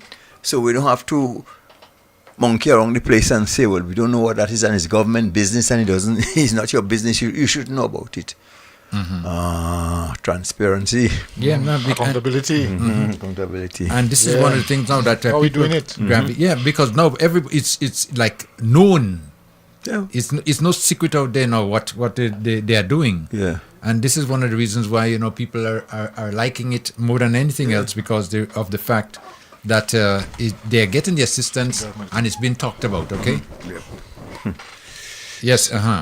Again, so 443-01, 403-0101 and 458-1914. 458-1914. If you want to call and make a contribution to the program, feel free, you can do so. And are we taking all the calls live? Just to remind you, okay? Yes. So you can. Sorry. Okay. Yeah, just have a seat, okay. While we are just waiting for one of our guests to just get seated and stuff like that, let me just give a little bit of a recap of what transpired yesterday in that press briefing. Minister, for your updates, and I want to say congratulations to the nominee for the OECS Youth in Agriculture Award, and of course the 8 scholarship awardees. I know those will be announced shortly, or when they've been finalized, so we look forward to that as well. We now move to the Ministry of Finance. We have some updates there for you post-Hurricane Beryl. So, Minister Cornwall. A pleasant good morning to our listeners in Grenada, Carrick-on, Peter Martinic, and the diaspora, and those of us here in the room. Previously, we would have basically talked about post-Hurricane Beryl incentive package phase 1, where we talked about incentives on food, packages, clothing, and other small household items. Today, we are going to be talking about post-Hurricane Beryl incentives package phase 2 that deals with reconstruction of physical infrastructure. I will begin by saying that we will grant a waiver of VAT, that's value-added tax, on local purchases. That's for the persons who will be buying materials and so on to rebuild their home. And those building materials could include cement, steel, lumber, blocks, galvanized sheets, screws, etc., meaning there might be a lot more of the materials that are involved, and we cannot list all of them. We're also going to be waiving the duties on windows, doors, tiles, plumbing, fixtures, electrical supplies, etc. Household furnishings, we are looking at cabinets, countertops, furnitures, and other materials that are needed to furnish your house. There also would be a waiver on large household appliances. Again, I'll detail those later on in the presentation. And thirdly, we'll look at equipment and replacement parts for generators, air conditioning units, replacement of car parts. For those of us who would be importing materials from other countries to rebuild your homes, again, we would actually afford the waiver of CET, that's common external tariff, VAT, that's value-added tax, CSC, customs service charge on imported items. And these items are similar to those that I've mentioned that we are looking to purchase locally. They include cement, lumber, blocks, galvanized sheets, screws, etc. Those must have been directly affected by Hurricane Beryl. Concessions on large household items or appliances related to things like refrigerators, stove, washers, television, etc., and are limited to one of each of these items per household. All beneficiaries of the concession program are required to comply with the building code and practices as approved by the government. And finally, these items are not for resale purposes. In other words, you cannot benefit from the concessions and resell those to other persons. I move on now to support for business reactivation. Waiver of taxes on machinery and equipment. There will be an implementation of 100% waiver of CET, VAT, CSC, excise tax, where applicable, to businesses and machinery and equipment imported to replace that which was damaged or destroyed as a result of Hurricane Beryl. Where local purchases are made, the VAT will be waived. Beryl Economic Support Secretariat. A Beryl Economic Support Secretariat will be set up on Carriacou and on mainland to, inter alia, receive application from individuals and businesses to access this incentive program. Individuals and businesses must submit an application to BESS, that's the Business Economic Support Secretariat, on Carriacou or responsible agency on mainland Grenada, along with the relevant documents for processing.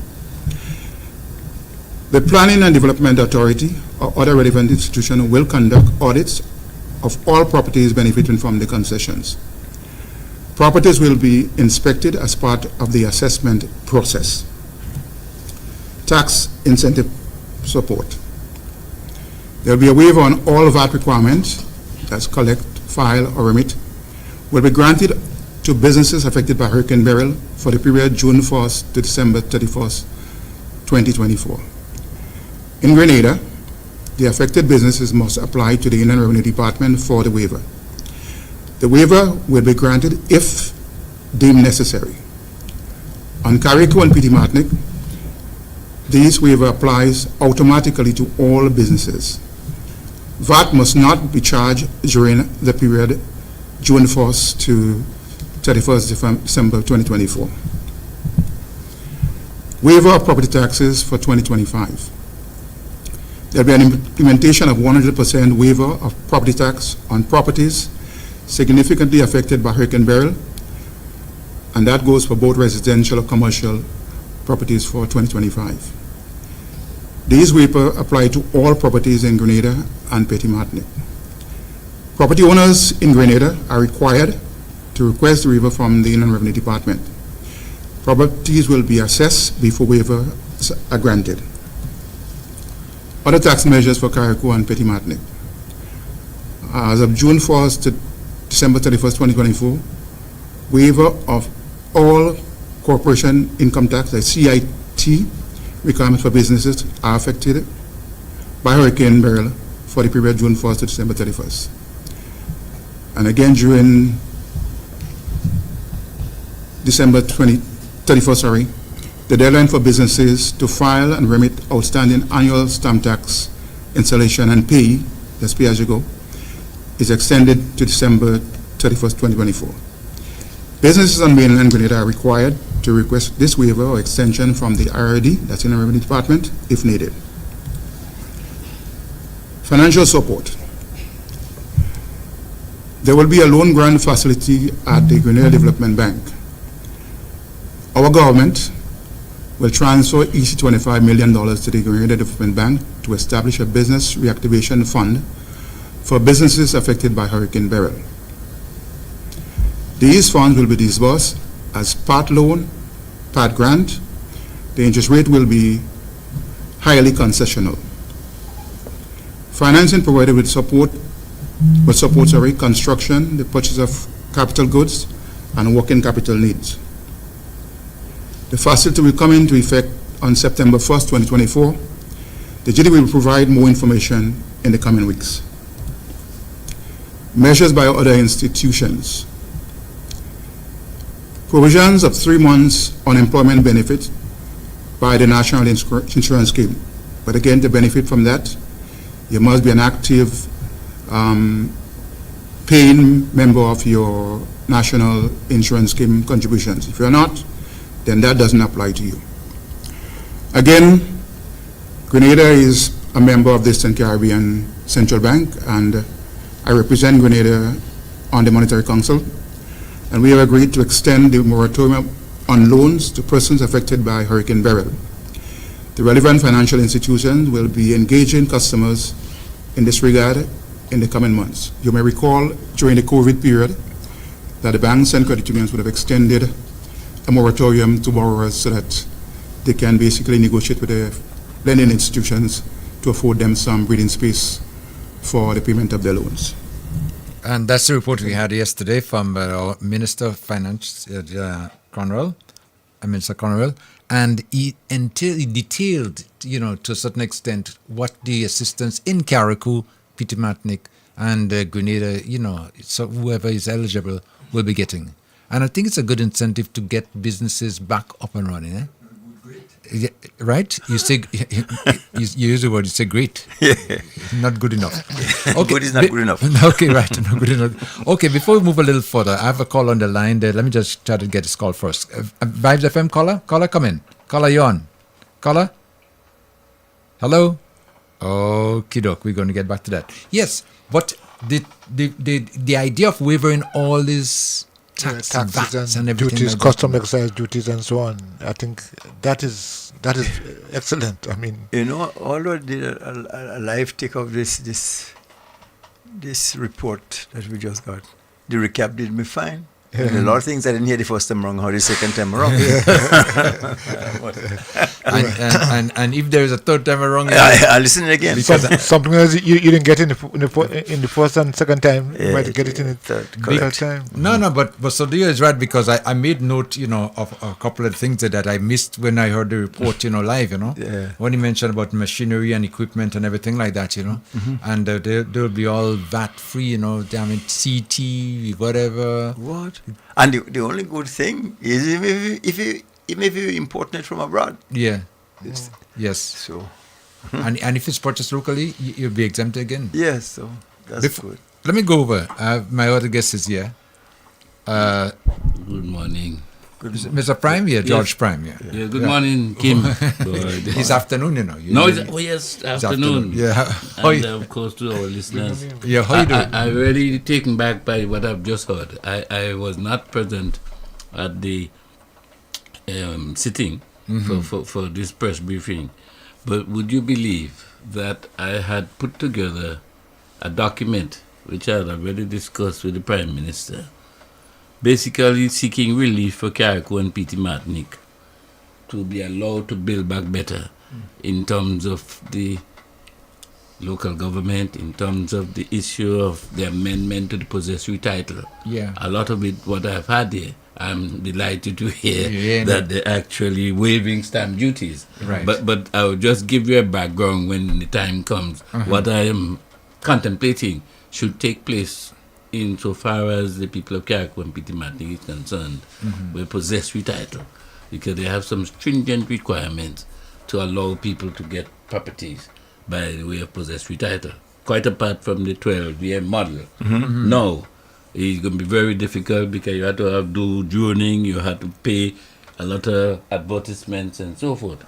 My concern is really we should waive all of that and give people an opportunity again to build, as well as to have a surveyor supported by the government who they would subsidize to a certain point. So we get these things going fast. We just don't want to give a license to some unscrupulous persons, because in one instance, I know of an individual who's been there for about 3 years and then is filing for possessory title. So you have to be mindful of those. That's right. and that criteria wouldn't apply to them, because first of all, you must have the document of certification of title first before you could be entitled to what is happening now. You know? But yeah, Kim, really delighted to be back, even though it is a bittersweet environment I am in, as all of us at this present time. I never anticipated, even by looking at the pictures, that we have a total destruction of our homeland. Yeah, well, I didn't realize that. Well, not even that, but you come in now when the cleanup has already started. Yes. If you had seen it, you know, before the cleanup started, it's pristine state. But when I say a picture about tells at 1,000 words or something, he still can't tell you enough. No, the picture doesn't mean enough at all. You still have to see it yourself. You know. Yeah, no, but it's been devastating. I mean, Carriacou was undergone, and PT Martinique as well too. You know, everything was basically leveled, you know, to a certain extent. Yeah. And rebuilding now. The good thing about the rebuilding process now is that we have learned our lessons now from burial, and I think that we'll be a little bit more careful in rebuilding. So if we were to get something like a burial again, we're not going to experience maybe the amount of damage that occurred, you know. Our standards have to be much higher, because burial, in all fairness, is the first of its kind. Oh yes, and I don't think anybody anticipated that before, and they're attributing that now to global warming. Yes. So, and they're saying that systems visiting us in the future could very well be as hot. So we have to prepare for it. And not only as hot, they're starting earlier, because this one really started in June in the Atlantic Ocean. Correct, yes. By the time it had got to Barbados, it was Category 4. When Jukutu was little us down here receive it, it was already a Category 5. Yeah. And all of those developments, the ravages is what tells the story. Yeah. I want to say that... Before you go on, I want to say dismisses life as we know it, because back then June was too soon. Yes. And July stand by. And July stand by. It wouldn't be October all over again. Yeah, no. October might be more time. More to come. November, more to come. Yes, I also wanted to make some observations in what I've seen. You know, there are a lot of Carriacou-based groups, as well as groups based internationally, who had come to our support. And I happened to be around the Brooklyn-based Leicester Youth in Action, who I think we ought to give high commendation for sending things back home to our less fortunate brothers and sisters. They, I think, among others who have already made contributions, we want to say how grateful we are for those gifts, you know. Well, as you just mentioned that, and we have seen that happening already, in that the support that we are seeing coming from the diaspora, we mentioned that earlier on in the studio. It's just, you know, unbelievable, maybe. We know that is one of the functions of the diaspora, you know. Yeah. The diaspora is the number one financial provider. We had one time when it was seen as a negative because a lot of us used to be just relying on the barrels and the money from abroad. Yeah. But the diaspora is a key ingredient in the development of Carriacou and Petit Martinique. And what we've seen so far is no accident that they continue to play their role in a significant manner. But among all the contributors, again, I would like to say what is tantamount to the widow's mite. Tobago. Yeah. What those guys did. I tell you what it took. They came to Carriacou. Tobago. Twice. In pirogues. Facing the Atlantic. Fully loaded.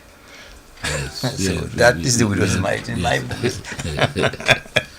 Yeah. Well, those guys, as we saw them, you know, you must see to believe it. You have to you have to see to believe it. It's like burial. Is what they came with.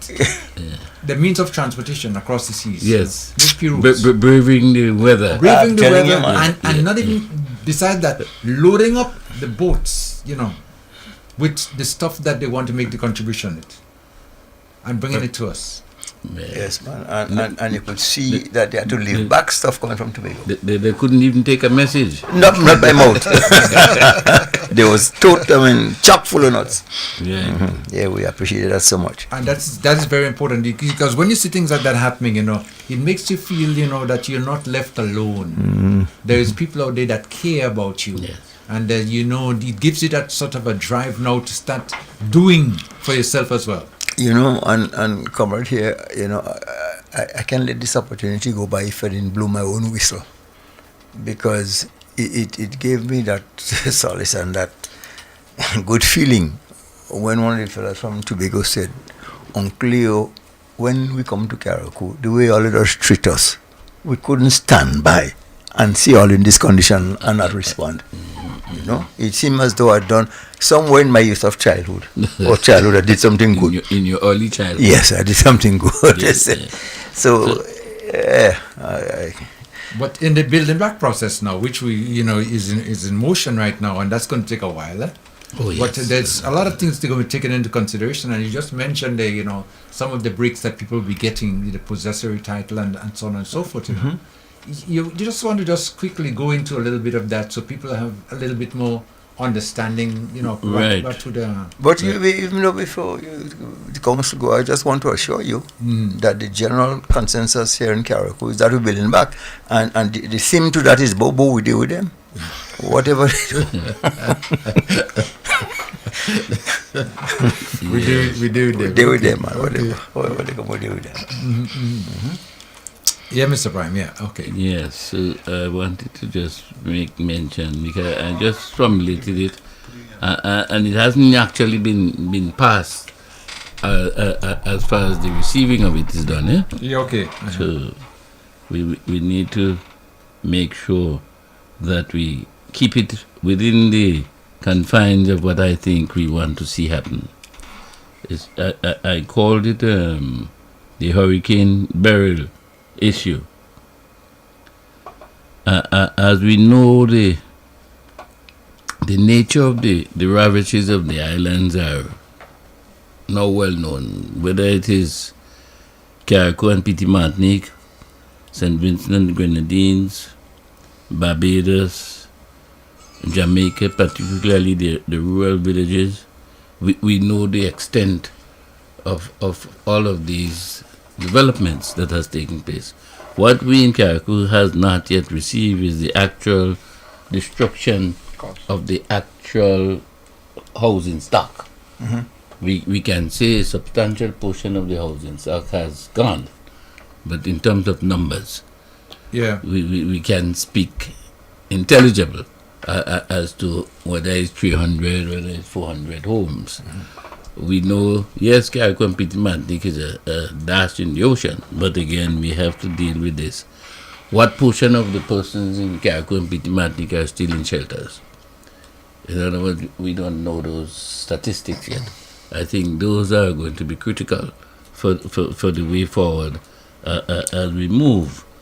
But even before I go into that thing I spoke to you, Kim, one of the things that has actually occupied our minds in this station was the view of the issue of local government for Carriacou and Petit Martinique. If we are going to build back better, I think this is critical for us to have on the board.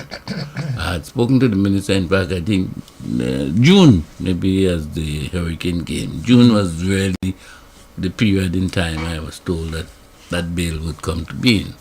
But as I sit back and look at the ravages and the way things have gone, if we look at the actual zoning as a result of that particular structure that we have in mind for the local government development, I believe it's crucial to understand the zoning. For example, if we say, let's look at Zone 1, which takes place as the Petit Martinique, the Lapel, Windward, Experiment, Prospect area, a combination of what we call the polling divisions, polling division 1, 2, and 3. That population would arise to be about 1,100 persons. If we are really saying that the relief effort that we're getting from abroad and from home, the relief effort, in my view, must be balanced relief. If we say we get 100 tarpaulins, for example, I think we must look at the distribution of the tarpaulins in terms of the needs of the particular zone. Windward, Petit Carronage, and so forth, everybody in Petit Carronage and Windward whose houses have gone, I think we need to look at their possibility of what type of resources that we're going to give them. Well, when you look at Leicester, Manjalo, and I mean by comparison, Harveyville, Belmont, Hermitage, Bellevue South, that population seems to be much more than the first area that I've given. That area is regarded as Zone 4. So I'm saying all of those things to say that even as we start the distribution effort, I don't know how Magma is really relating at this stage. I've heard remarks made that some people are not getting the stuff because others have friends there. The normal Carriacou talk will take place. I think this is an excellent opportunity to find an equitable way of us distributing resources, but more importantly, a time for us taking the ability to plan our own destiny, how we want to see Carriacou in the next 10, 15, 20 years. And I think those issues are critical for our development. As it relates to the part that I told you about, those issues about the possessory title, clearly the attempt is here to assist in the building back faster. Normally, no. The courts are not going to be able to give any certificate for possessory title. They wouldn't be able to do that because of the nature of the destruction. And on top of that, there are stringent requirements for persons who are applying to get possessory title at this time that would make it difficult now to give them. And I speak about the zoning and the actual taking of photos of the area that somebody wants to get property. For example, an individual comes and says, this parcel of land, I have been in occupation for 12 years or more. That is not the condition precedent that is going to allow you to get possessory title. And there may have been a misconception or miseducation on the part of our citizens. A man say I've been there for 12 years, I come in now to get possessory title. That is not the way the law operates. Possessory title really has to do with somebody who has, as I think you raised it, me uncle you. You can use it as a sword. No, it is a shield. In other words, you can't say, I go into the court to get me possessory title. To get me possessory title because I've been there for 12 years. Because it seems to be a reverse omission. In other words, the real culprit in the possessory title tale is that whoever was in occupation of that property and allow somebody to go and stay on it without even making somebody pay a penny or you haven't been attentive to it and you allow 12 years to pass. 12 years is more than enough time to say, well, listen, this piece of land is mine, I want to take ownership of it.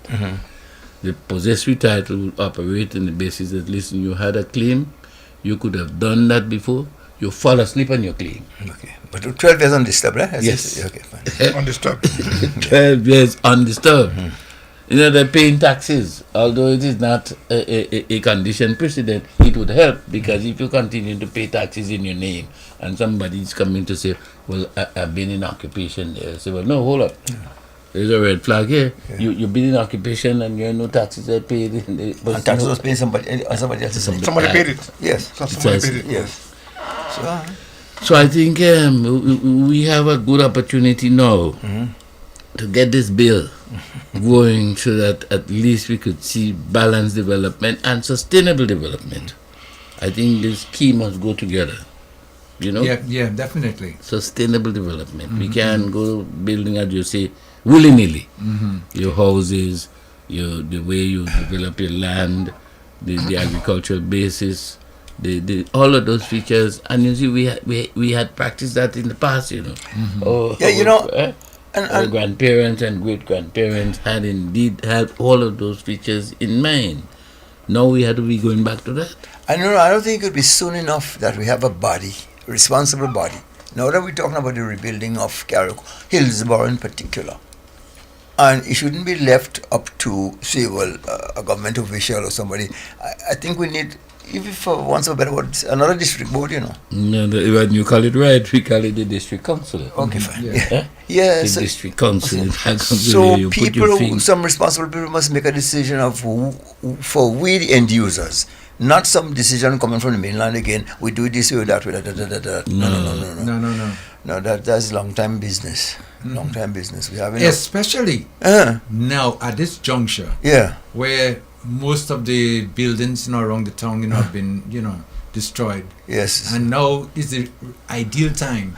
say it better. Yes. Now that burial has helped us out. Some certain instances. In fact, I think you put your finger on the hub, of where we should be going. So because already, Uncle Lee, as you make that point, I want to just highlight an issue that I believe is crucial in that debate that we're talking there now. The council itself. If we're taking the council to mean what it is, clearly our view is that there would be 7 councillors, 1 per zone. Right. So councillor 1, 2, 3, 4, 5, 6, Pity Mantic would have a separate individual. These councillors clearly must have their own remit, quite apart from central government, because you see, we don't want central government to be coming and tell us every time what we have to do. And I know there may well be clashes because they had to have a medium where central government and local government comes together. In other words, but the ministry can't come. Correct. We don't want another festivals board. I think you get the message fully. So, not another festival. No, we don't need that. We clearly don't need that at all. And I would want to see that right away. Because sooner. Right away. Sooner. Yeah, because you see the act itself that we have under contemplation makes provisions for all of those things, the bill that is anticipated to be instituted in Carriacou and Petit Martinique seeks to establish the scheme where you would have one, the establishment of Carriacou and Petit Martinique, one county, and two, the council. The Act speaks to that. The Act speaks to also that there will be a chairperson and a deputy chairperson of the council. It has its own powers and functions. What the Act says would be the powers and functions of the council. It has a specific provision that deals with financial provisions. How the finances of the council will be maintained, will be obtained and raised. In other words, they have revenue raising powers, quite apart from. I guess unutilized. Yes. And then the point you're making, Uncle Leo, the liaison between the council and the government. There must be a clear line, clear demarcation that the council is not intended to usurp the function of the government and the government must. So that must be there. One of our active listeners used to be speaking about, but they had another act already, which is true. And this bill here contemplates that there will be general applicability of the act. Dr. Alexis Sundem was responsible for the 1995 Local Government Act, which this bill would repeal. So the both acts cannot operate together. Then you have the separate Petit Martinique Zonal Council. I dare say, and I want to comment from my observation, that already Petit Martinique Zonal Council start to work because they have a body of persons headed by one. Dwight is there, but I think Don Nicoto. Don, okay. Who is the one that actually pushing out. She is the architect of it. I want to make an anecdote here where I had seen. I was looking at one of the reports where persons were already in a shelter, and the point was made, and I say, look at local government in true form. This individual is saying, listen, we all on the same page now. I don't want no enemies inside here. I don't want to be talking about politics. We all in the same boat now. Who want to vex with me? Please, all you don't vex with me. Let me make up now and leave that politics behind. Because really, this thing that we're going on here, this is what this local government is entitled to do. That we want Carriacou and Petit Martinique as the pith and substance of wherever we're going. That is the view. That is the way that things are to go. We're going to have ups and downs as human beings and so forth. But I think the establishment of that council is crucial. I don't want to go into the details of it, but there are certain parts of it that can give some idea as to what exactly this bill does. And maybe I should say a few words on it, you know? Tanwell, I get in it to say some things still. Okay. yes. Well, you go ahead. Yeah, but the timeliness about this local government issue is so important. So at least a complete overhaul of our own operations, how we do things, the reason why we do things.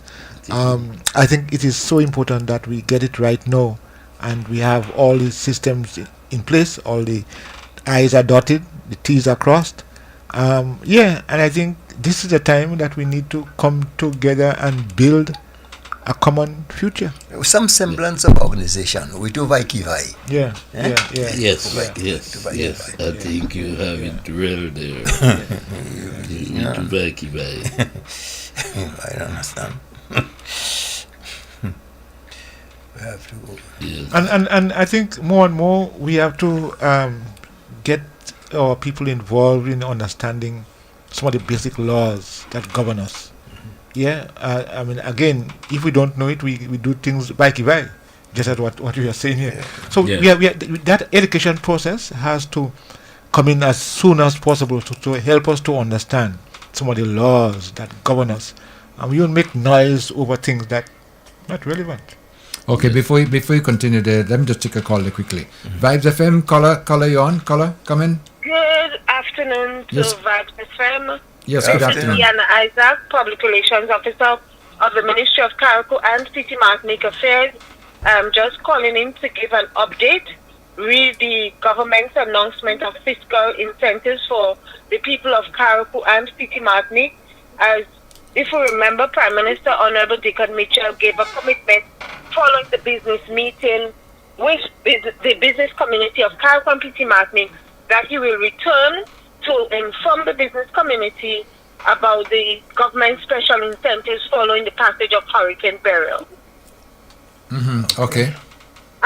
So in light of that, Prime Minister Honorable Deacon Mitchell, along with the Minister of Finance, the Minister of Agriculture, will be on Carriacou tomorrow, please God, to join with Minister for Carriacou and City Martinique Affairs and Local Government, Honorable Tevin Andrews, to update the business community of Carriacou and City Martinique about the special fiscal incentives that will be on offer for the people of Carriacou and City Martinique following the damages of Hurricane Beryl.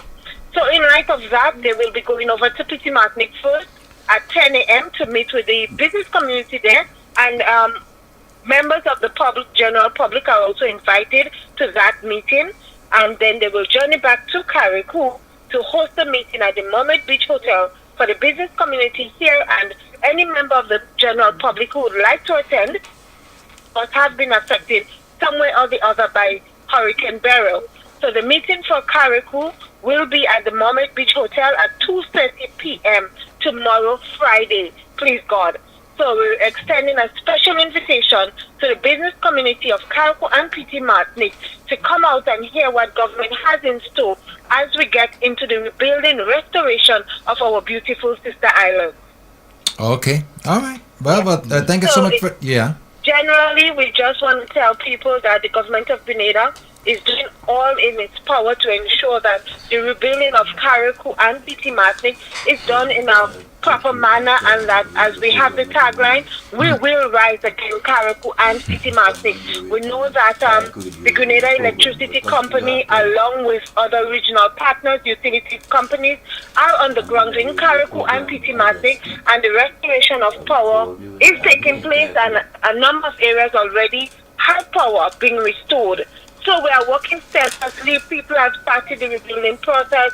The relief efforts continue. We have 7 distribution points on the island. Our distribution days are Mondays, Wednesdays, and Fridays from 9 a.m. to 5 p.m. So any householder, you are free to go to our 7 distribution points throughout the communities of Carriacou and City Martinique to get what you need.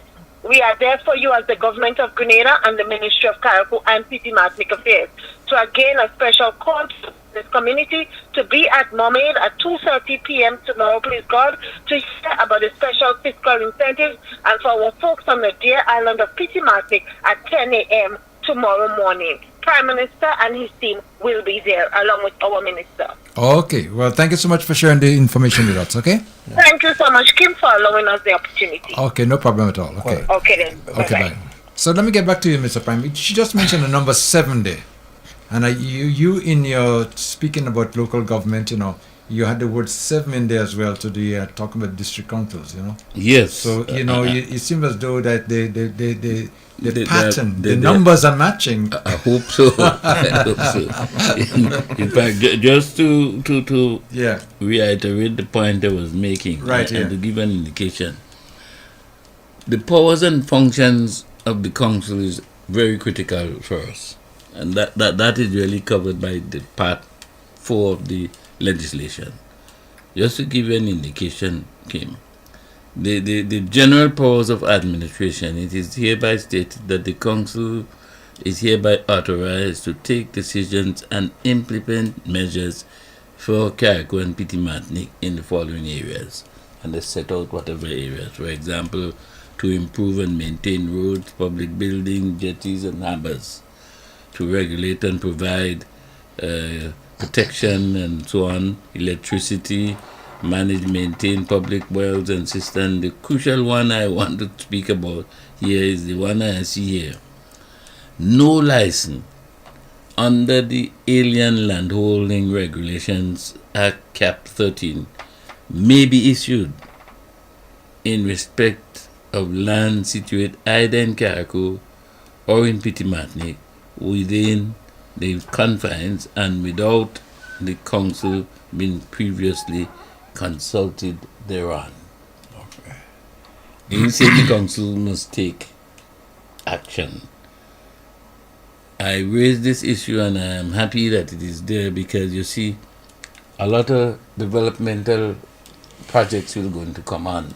Now, if the council is in place, the council will have clear knowledge and in fact have to be consulted before anything is done. You see the point they're making about them, the investors coming in and doing what they want. The timing is right now. The council is a prerequisite. That's it. It is a prerequisite. Yes. So that gives us, as I say, if we're the body, not the government now, the government have its own particular role to play. They will be issuing the license and so on. But they're not here on the ground in Carriacou to say, well, I'm giving this investor because something happened and something go on. I think that is so important. You know, even we have a provision dealing with the police.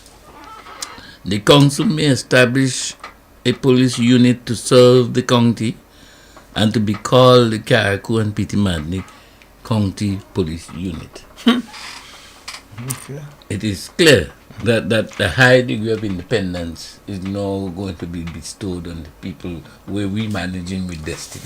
Thank you. We must make the crucial decision that touch and concern our daily lives. So that crucial ingredients where we had to wait long time on the state. Every time we want to go to the washroom, we had to call the and find out what time we must go, where how long to stay. How long to stay. So the actual local autonomy is now enshrined in this bill that I think this is a good time in which to put it in motion. Yes, I say Yes, yes, I think so. They're entitled to, we need control of education. You know, they say the scholarships and so forth is only secretly a major mark of the central government. The council too has its own remit as it relates to scholarships that are to be given out on the basis of the country. So the county police, the issue of the district council provision, and the financial provisions. Let's say a little on the finance. For example, the council may raise its own ordinary revenue from the following sources: wharf and harbour dues as agreed between the council and the port authority. Remember, the port authority here always seem to have authorship of everything. Yes. Now the council is going to be a crucial element in that arrangement. The council is to deal with the private and public utilities service charges in relation to and provided by the government, the statutory bodies, or by a company in which the government has majority shares. Raise revenue into rents, dues, fees, storages, and other such charges made by the council for the use of its facilities. The government may allocate a portion of its annual revenue to the council as part of the ordinary revenue of the council, such allocation being fair and reasonable, and may specify what part of such allocation shall be made available to the Petit-Martinique Zonal Council. So the funding, even at the time when the budget is being prepared, the council has to be allotted a certain portion of that so-called revenue, which it would get, and quite apart from raising its own revenue. You have another provision here, section 1 says the council could borrow its own money. The council, subject to subsection 2, the council shall have power to borrow in any year as it sees fit, sums not exceeding 15% of its recurrent budget for the purposes of maintaining and operating its public services and such other recurrent budget under the provisions approved above. So borrowing under section 1 shall be made from persons and bodies ordinary resident. It also has the council to enjoy revenue raising powers as what used to be the district council before. the financial accountability. No doubt the council then has to arrange that it has to give an account. So this is the making of us. You can't say now, well, all right, you want to set up a council, you have 7 district councillors and you're paying them. You have your council general above, or you call him mayor or whatever, you have to pay him. So the provisions are made in the body of this provision itself to set up some independence from central government. You know the advantage of that? Yeah. It's a big advantage. And suggestion number 1 coming from me parking meters. Okay. Yes. Okay. It's a way of revenue. And quick revenue. Quick revenue. You wouldn't believe, because it has its own machinery. Oh, yeah, yes. And not only that, you fail to do it, the consequences will follow. Yes, so that instinctively, that I believe is one of the finest things that can happen. I think to raise its own revenue. I think my colleague go like that, you know. You're fine? I'm fine. I think my colleague here go like that. You figure we were robbing poor people, but you can't tell me you have a car, I can't pay the meter. But no robbing poor people. But when you go abroad and you realize everything is paid for, you go in your toilet, they tell you have to put in a tent. You're crossing a road to go, you have to pay. So we reach the stage where these things have to happen, because we can't live in, free and willing. One of the things I see that is very, very necessary going forward is education. See, public education at this time. Even the things that we're talking about now. My colleague here say, think I might not like that, but that's not the issue.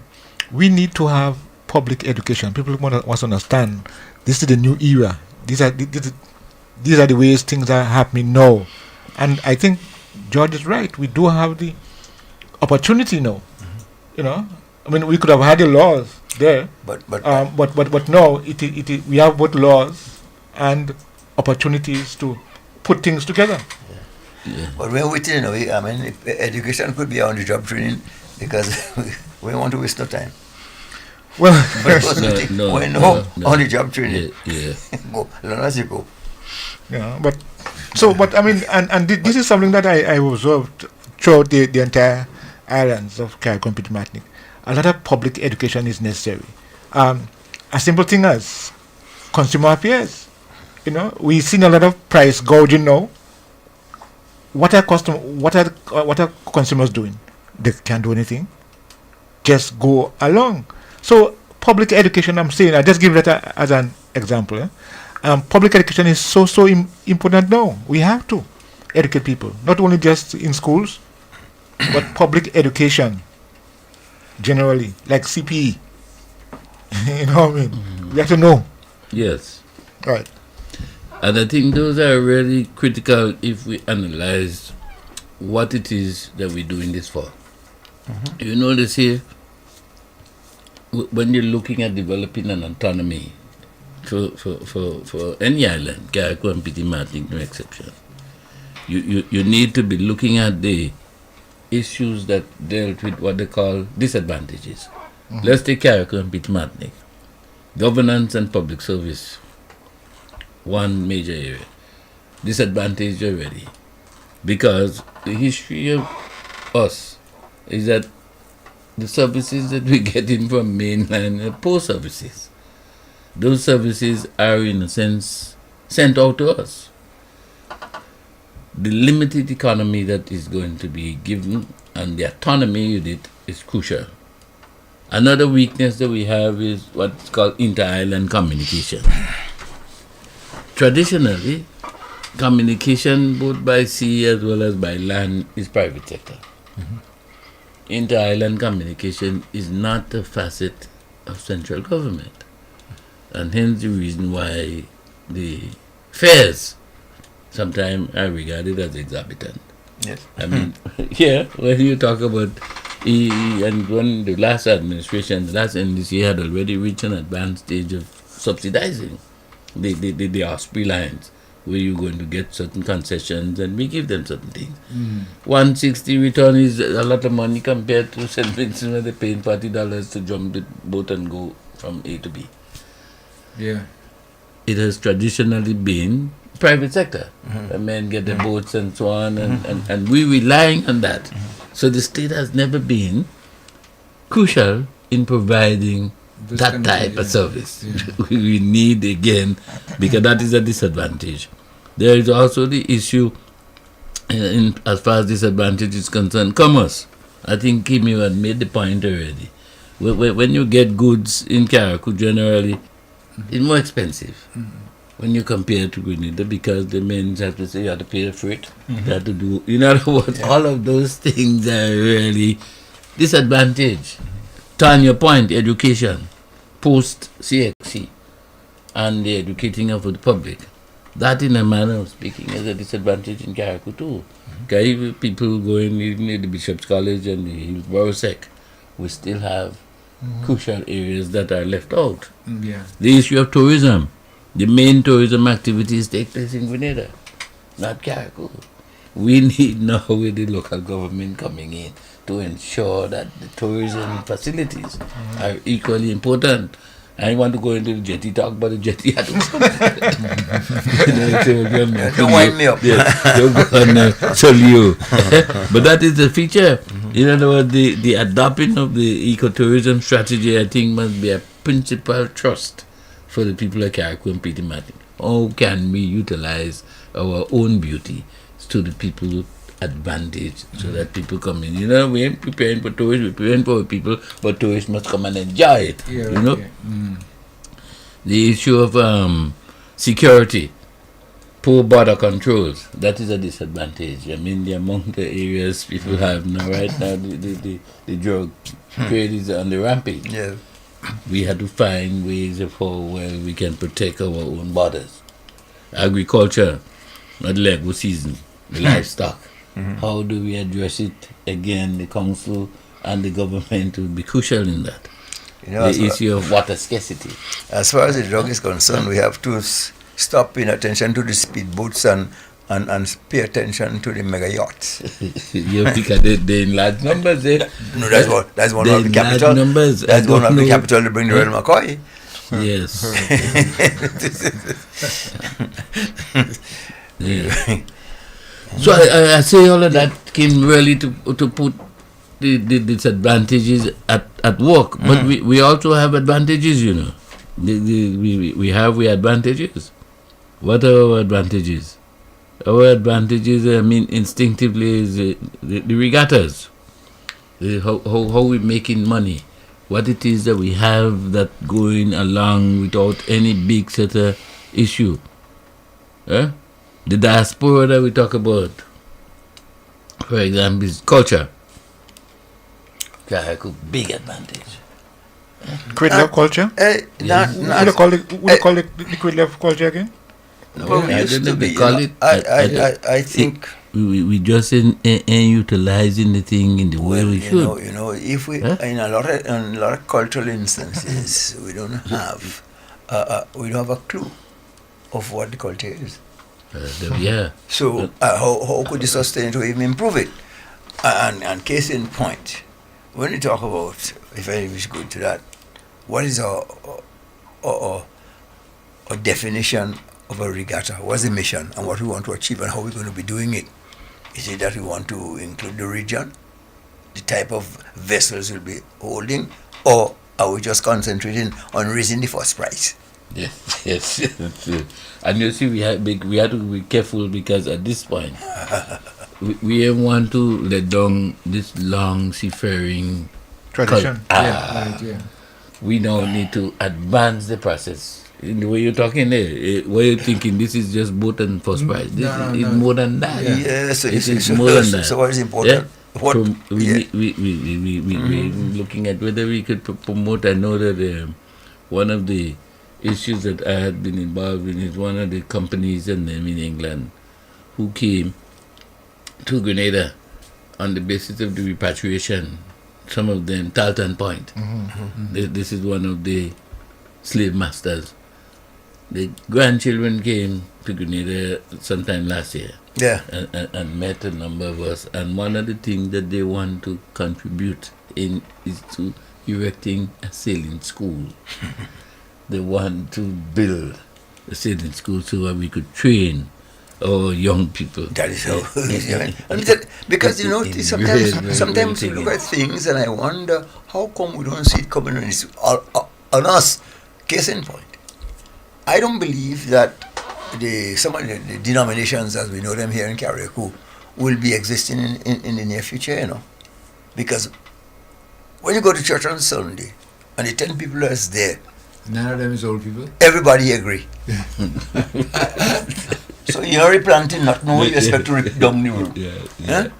So we just ignore that. That's a fact, you know. No, but of course. So if you want to... No, so that is crucial. Exploring the possibility of setting up big navigation in schools, the license for Carriacou and the youth as good source for shipping. The sail makers, the boat builders and so on and so forth. In other words, a lot of these things can come here. And I know that is a low-hanging fruit as far as these persons who want to make, they feel guilty, you know. There were no slave masters that came to Carriacou at that point. We also have an advantage in our fishing, the fishing industry. When I look at the statistics that we were already carrying out in terms of the fishing, Pitimatnik, Windward, Leicester, those fishing communities are crucial on our way forward because fishing, these guys and them from Pitimatnik can go out to the trawlers and so on as they line up on the carnage and bringing in revenue. The revenue that fishing is bringing into Grenada is higher than almost any other product. So we have that as advantage. We need to explore all of those things. You see? So that we have advantages. Not to talk now about the diaspora. Strong home and diaspora connectivity. We already spoken that of the setting up. We need to set up a forum in Carriacou that deals with the issue of the diaspora and the connection. Quite apart from what they have done in St. George's. We are the ones that lead the way in terms of people going abroad and making contributions back home. Most definitely. That is the brainchild. Yeah, Carriacou has lead the league in that regard. Precisely. They had one time saying the remittances from abroad was higher than actually the central government contribution to the people. Amen. So that's a loud secret. Yeah. Everybody hearing that one. So, I think we need to do that. And again, since with the advent of WhatsApp, the remittances increase, you know. Yeah. Come on, Pastor. WhatsApp, you have to pay to call. WhatsApp increases the remittances. And now, Kim, your point there, the energy. And the climate change. We have more sunshine than any other part of the region. Solar, let's get all of those things channeled in a particular direction. You know, I was a little taken back when I heard that at Lindley Farm, we have taken the farm inputs away and set up some solar energy. Wind energy or something. I don't know what it is. The solar plant. Yes, I think that may have been misplaced. I don't think we could use Well, not even that, but there was one very interesting comment that came from one of our listeners on our program. PPM, yeah. And he was saying that's a disaster for agriculture. Prime agricultural lands. Yeah, that was put there. Just really. Well, even our disposal site too. Yes. Dumfries. Yeah. I mean, you could have done it in Dumfries area, but somewhere closer to the shore, where there little some sort of swampy land there could have been utilized, but we put it as nice crown agricultural land. Yeah, and I mean that is a central area for development. Cumulatively, what has happened now to you were listening to the press conference this morning, in that maybe about 70 or 80% of the panels have been destroyed. So Beryl, the solar panels. Yeah. Wow. I was just saying to myself, we believe that it's in the wrong place. We spoke about that, but now, are we going to just redo it, replace them in the same area, or maybe consider No, I think higher elevation. I think, Yeah. even a higher elevation is necessary, and I think the location should be changed, really and truly. Yeah, I think so. Location. Whether higher elevation or not, what is important is that location is not really But again, should be conducive for that. But again, as you just mentioned there too, which we are discussing now again, under the local government, something of that would not have been taking place because I don't think we, the locals, were going to say yes to that. But if Precisely. you want, It's not too late. No, we'll tell you is the time that we Yeah, need to put the it timing could be down. right, yeah. between Lapel and Lillet, you have is nice, good ground for something as a sort, Yeah. Well, Yes. it came in over Lillet is. Yeah, of course. For yes, Yeah. and you go down the road, they get a lot of land there doing nothing. You can't plan nothing there. Yes. Yeah, but you see again, decisions of that, those How decisions much were of- made without consultation. So How much of it was done with agriculture consideration in mind? Because I don't understand how those prime lands can be used for that, where there could be other places that these windmills can be used. Were we thinking agriculture or just Limle, a place? Well, How are we thinking? that's a good question because the response is not really going to help us. And we did. We are there. I think it's something that needs to be rethink. We have to have But again, some it's just that you had the wrong captain. Well, Wrong captain. It must have been. And the little Winston Fleury said it best. or geniuses are walking the street and our jackasses are saddling horses. I never heard that Our geniuses are walking the street. And jackasses are saddling horses. Wrong position. Yes. Who should be on top of us walking and who should be walking on top of us? But Mr. Prime, let me ask you though. Now that we are at this stage, and I know you've been doing quite a number of work on what you're doing there. What do you think is the best way now to start to implement or maybe get something, Well, I think the first thing we have to do is to pass the bill. Once the bill is passed, then and they had no difficulty because the other day I was told some guys called me and told me, listen, we doing an amendment to the act.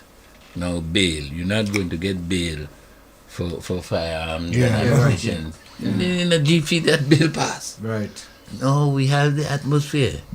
Once the bill is passed, then you set up your interim body.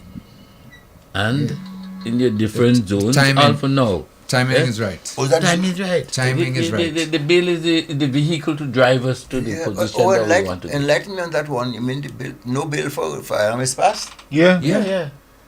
Right. Well, of course, my understanding is that at that level, but at least you could apply it to the High Court. But what I'm saying, in a summary, why it used to be now, it is your bill is set at that level, but it don't happen so. We did know with this bill passed. No. As a matter of fact, I was just following up. I was following up the news this morning, and one person already was caught with firearms and no bail. No bail, straight in prison, Richmond. I don't think the issues about whether So that's that first victim. a discretion. Enlighten me here. Are you talking about no bail? Pending hearing of the Yes. Yes. That's it. In other words, the provisions, even though now is murder, the law of the land says bail is as of right. There are only certain exceptions where bail ought not to be granted, and murder is one of them. Okay. Now they're granting bail in cases where they're murder because they have different conditions that can satisfy. If you go on. Because so in the case of the firearm now, they say in light of the spate of firearms offences and ammunition, bail would not be granted in these type of cases any longer. Because I think in the case of a self-defense murder, you should be granted bail. Right. You interfere, I get rid of you. Yeah. So the evidence that That's comes what out before But the law does say that there are certain cases where, for example, a magistrate court ought not to grant bail in a case where somebody has committed the act of murder. You know. And so now the magistrate cannot issue bail for somebody who is charged with a firearm on any firearm offenses. Yes. Yeah. That's what I understand. I mean, that law has surpassed me because I was out and now trying to get the basis, but I was just making the comparison that this local government bill should not take so long. It can be done. The fact that we have done all of the, and what strikes me as odd is we don't need to go and do no constitutional amendment. It's already enshrined. No, the God's honest truth is that I know that the local government is overdue. What I think 50 years overdue. What I think is also due is some responsible care. Because some people will need to get up on daylight. Yeah. Well. Otherwise, our local government will be for naught. We need some people who dedicated and are willing to help and work on this local government. Yeah. Because I don't want It's true. It's true. In other words, you don't want to go and chew, as they say, Paul to swine. Yeah, you want to pick up responsibility you can handle. You can't just go and say, I want it, and therefore you have people who don't have the clue of what is expected of them. And the majority, So those things needs to be cautionary. We need to take it, but the object is correct, I think, and the time is nice. Yeah, this is it. Put in pot on fire and not in the book. Not even water? Huh? Yeah, water. Okay.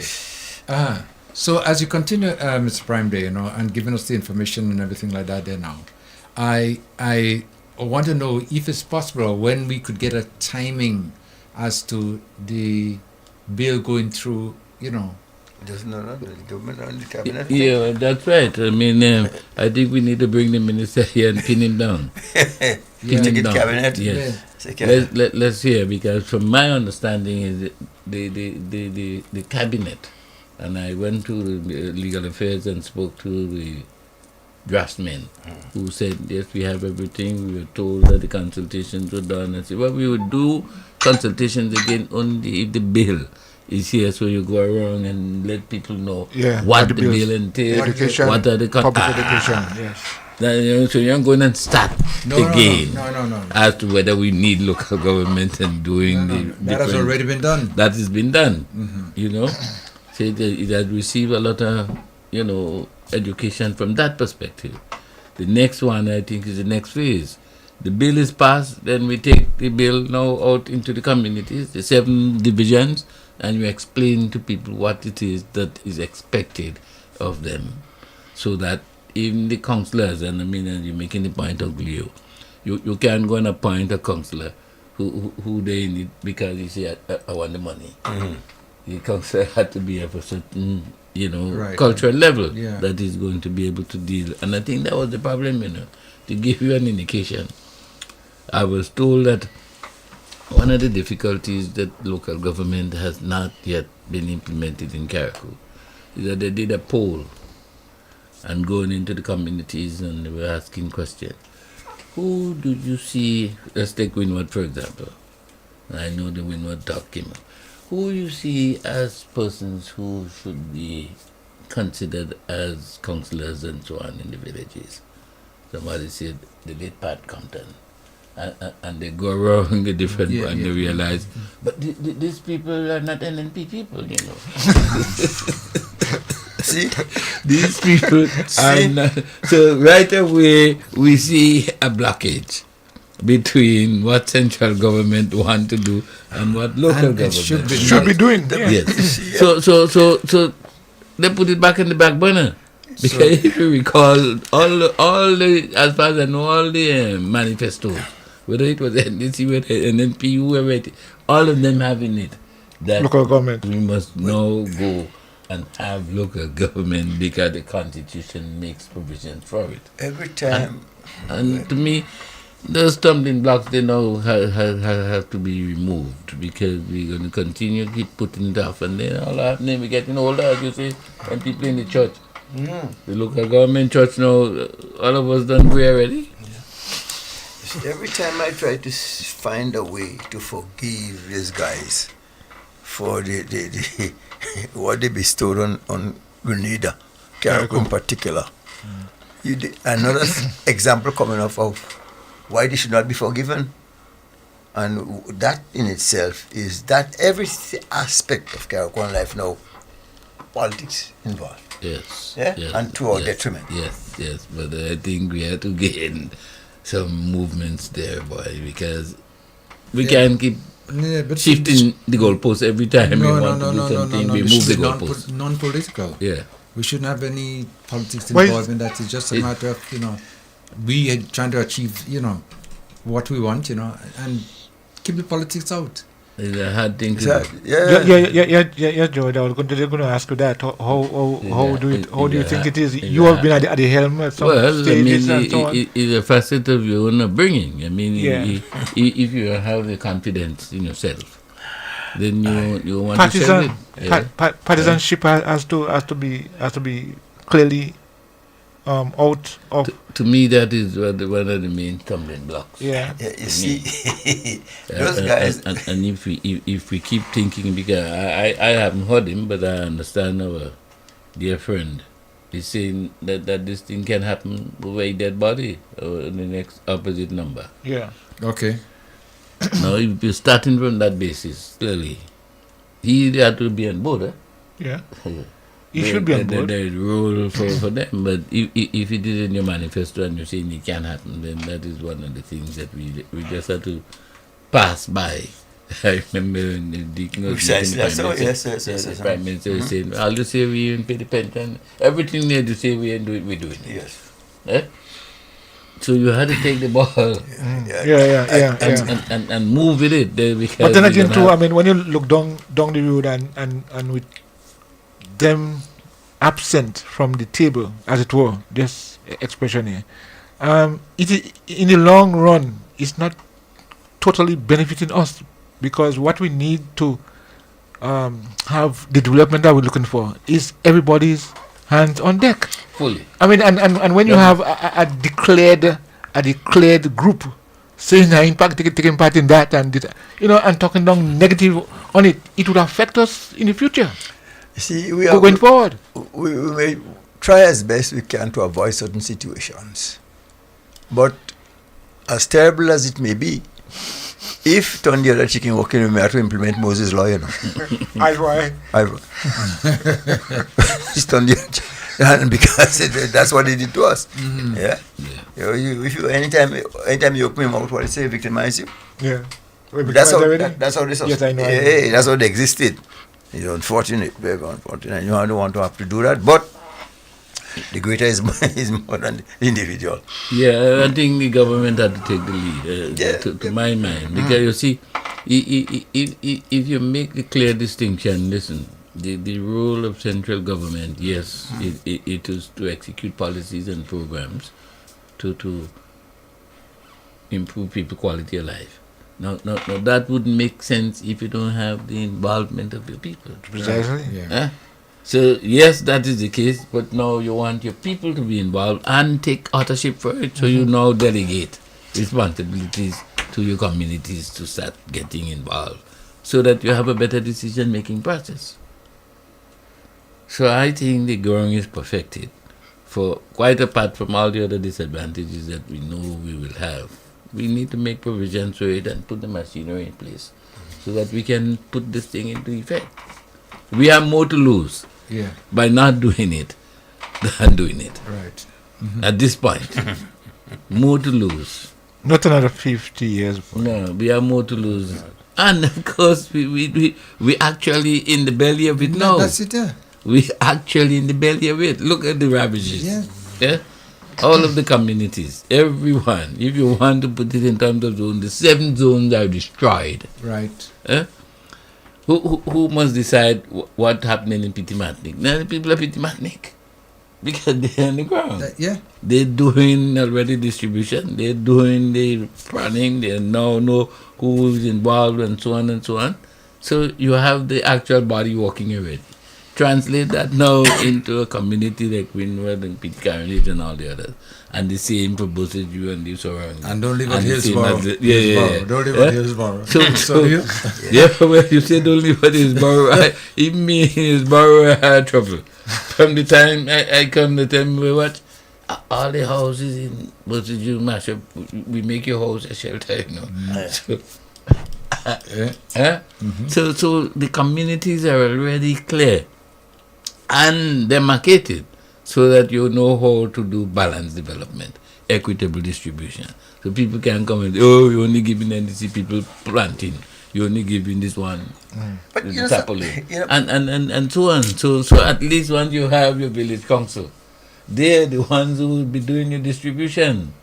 Not central government coming and NAGMA saying, well, listen, we in charge and so on. Yes, NAGMA is a generic body that's going to deal with everybody, but you need the specifics on the ground to ensure the distribution takes place and which way you want it to go. That's it, yeah.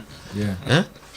That is key. That is what I think is a pith and substance. Better the service going in the villages where the people themselves are part and parcel of it. So when you want to complain, go and complain to your group and say, well, listen, you give A and you give B. You know what I mean? Yeah. All right. Okay. So as it stands right now, like I said, the next stage. Yeah, the next stage is the cabinet. Yes, cabinet. Not cabinet, parliament. Parliament, sorry, that's it. That's well, I mean, they will need the cabinet Cabinet approval. first, yes. I've never approved something yet, or they just approved the concept. I think they're giving lip service to it. Okay. So the minister now is the one that must be the author. I have a conclusion here, Mr. Prime Minister and my colleagues. I think we must now sit on it, discuss it, and pass it. Exactly so. Once you pass it, then it goes into the parliament. Parliament, yes, sir. You need cabinet. Okay, gentlemen, let me take a call. Vibes FM, caller, you on? Hey, afternoon, Kim. Yes, good afternoon. Yeah. You on the panel. Yeah, okay. Right now, I believe the system is working good, and I believe when something working good and a machine is working good, you don't go and interfere with the wiring. You don't interfere with the filters. You don't interfere with the piston. So why upset it when it is working good? Right now, local government for me is not even on the stove. Yes, go ahead. So he's housing for people now. So in my opinion, leave out local government in the interim. Things going good. No, that's my opinion. But color, we could walk on Chugum, you know. Right? Yeah, we could walk on Chugum. You know, do one or the other. Could happen simultaneously. You're walking on your tune? Yeah, walking on your tune. You don't bite your tongue, go ahead. But the priority now is housing. Yeah, no one is saying no. Yeah, but we all agree that the priority had to be housing and to of get course. people back. But what we're saying is But that infrastructure, moving forward. Yeah. Yep. We're moving forward now because there's certain things now that we could put into motion right now. So at the end of the day, you know, we don't have to go back and say if we didn't know we should have done such and such, whatever. For instance, like the tongue. Yeah. Like I'm very interested in tongue there. I mean, a lot of the places that have been pushed down by burial there. Mustn't come back up. There's no. You see, we have our things in order. You know, we realize it has to be food and shelter, not shelter and food. Well, physical. You know what I mean? That's all. The infrastructure, like in town, that physical planning will have to play a major role. I mean, physical planning been behaving for the last couple of years that they don't have teeth. Yeah. So physical planning need to step up and get their act together. Yeah, man. Yeah, good setbacks and everything else because I want to see me say, how can me packing me tell, you know. Setbacks. Some of the buildings are built too close to the road. There is no room for expansion. For example, Back Street is one narrow street. Yeah. To do any expansion there is almost impossible. everybody will come right up to the road. You can have room for drainage, proper drainage. Yeah. So these things now, see that I think they need to establish a desk in Carrick. There will be one. There will be one. That's what I said. There will be one. Physical planning could be in Carrick. Yeah. A long time I've been advocating for physical planning unit desk or unit to be stationed in Carrick. Long time. Yeah. Well, I think the wish will be coming true here, as it stands right now. Oh, on the question of the insurance, I think I mentioned earlier on in the press conference that they are advising people to insure their property like their houses. But these insurance companies in Grenada, some of them have so much a bad reputation. When time comes for payment, these are whole 9 yards. Go to Mazan come back. Yeah. Because someone told me that since MLA Ivan up to now, they're not being paid. So that is a deterrent for people. I think there is a need for a body or something for complaints, because some of these companies take you for a ride. Well, you see, these insurance companies, when it's time to pay them, is the big print. When it's time for them to pay you, is the fine print. So, even make sure you read.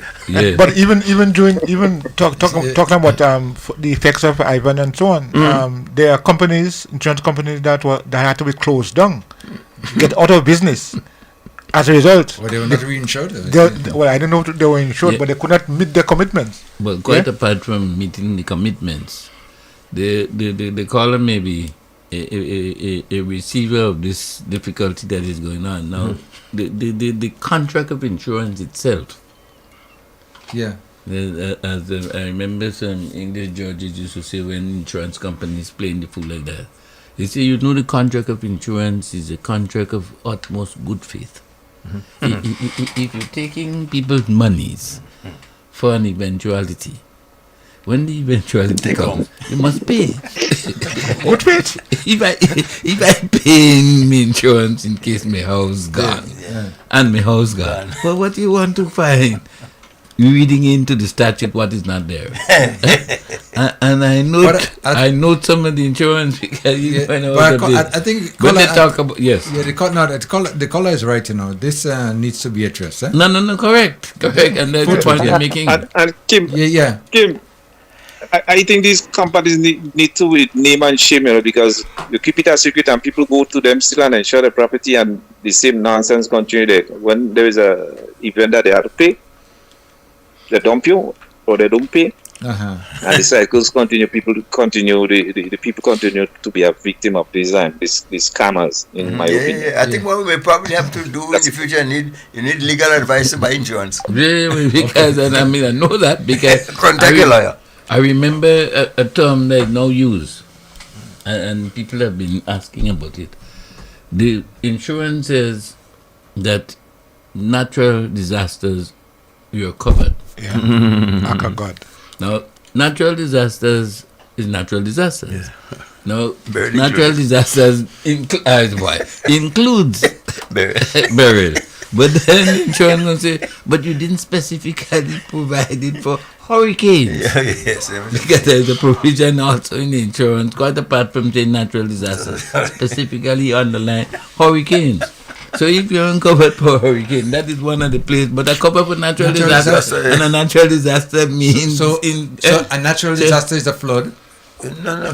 So earthquake. Yes. So in other words, there is an inclusive concept. But they say no, you must be specific. And they try to exclude you from it because they say you didn't mention it. That you see the trick there. So the caller too is right. You may well be a victim of that kind of situation where you have the policy, say natural disaster, but the policy say for hurricane. And then according to Carapano, it become a technical issue. But let me ask you, Mr. Prime, you might be able to enlighten us on this. What's the purpose of GAFIN? GAFIN is not responsible to financial activities. It's the overall body that is supposed to deal with those issues. Yeah. They are the ones that has the authorship of pulling them fellas into line, making sure the policies are well designed and the contracts are made.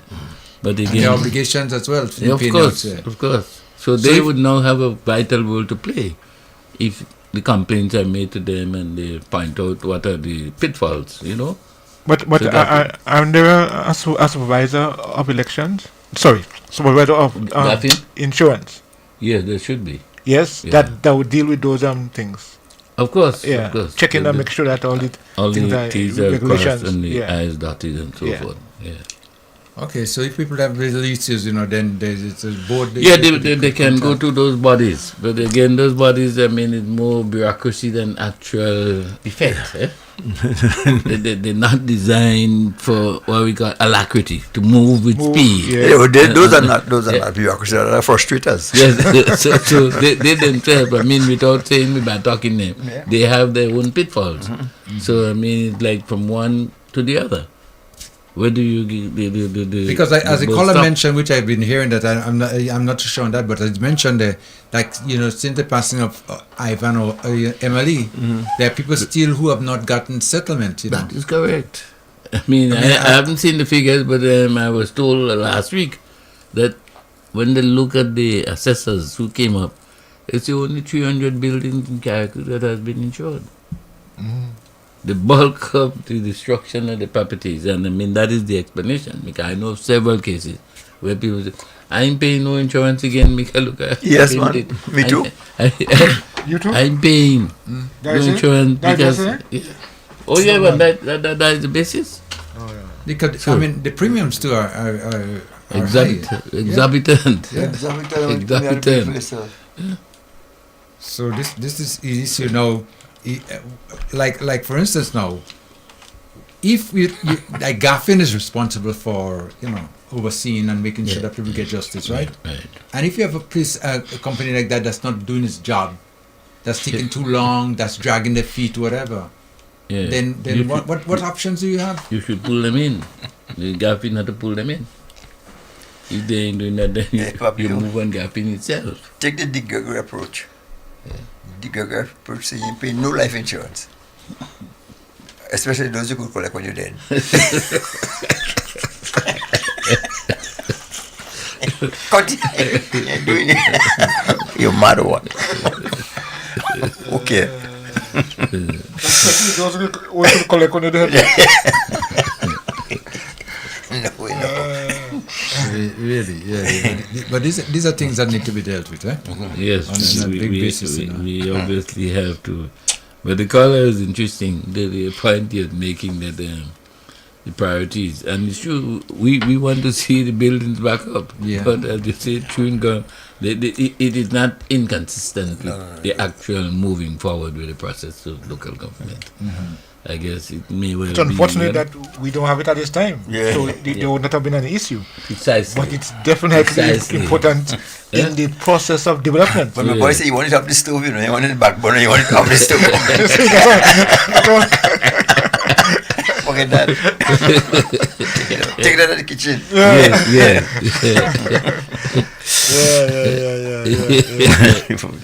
Yeah, Wow, we had to sympathize with him because he probably maybe have major damages like all of us. Yeah, well, we and all man concerned about is boy when I get in my place back. You know.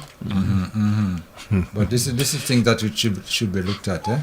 And we should pay some attention to them because it's important in people's in making a livelihood and developing yourself, and then you get to a catastrophe like this. I mean, just push it flat back down without any coverage. You see, the thing about it is that insurances, if they adhere to the obligations, it's not a problem. No. That is exactly the point. That I am coming to you to get covered for losses. You collect the premiums. I mean, it's a different ball game if you're uncovered.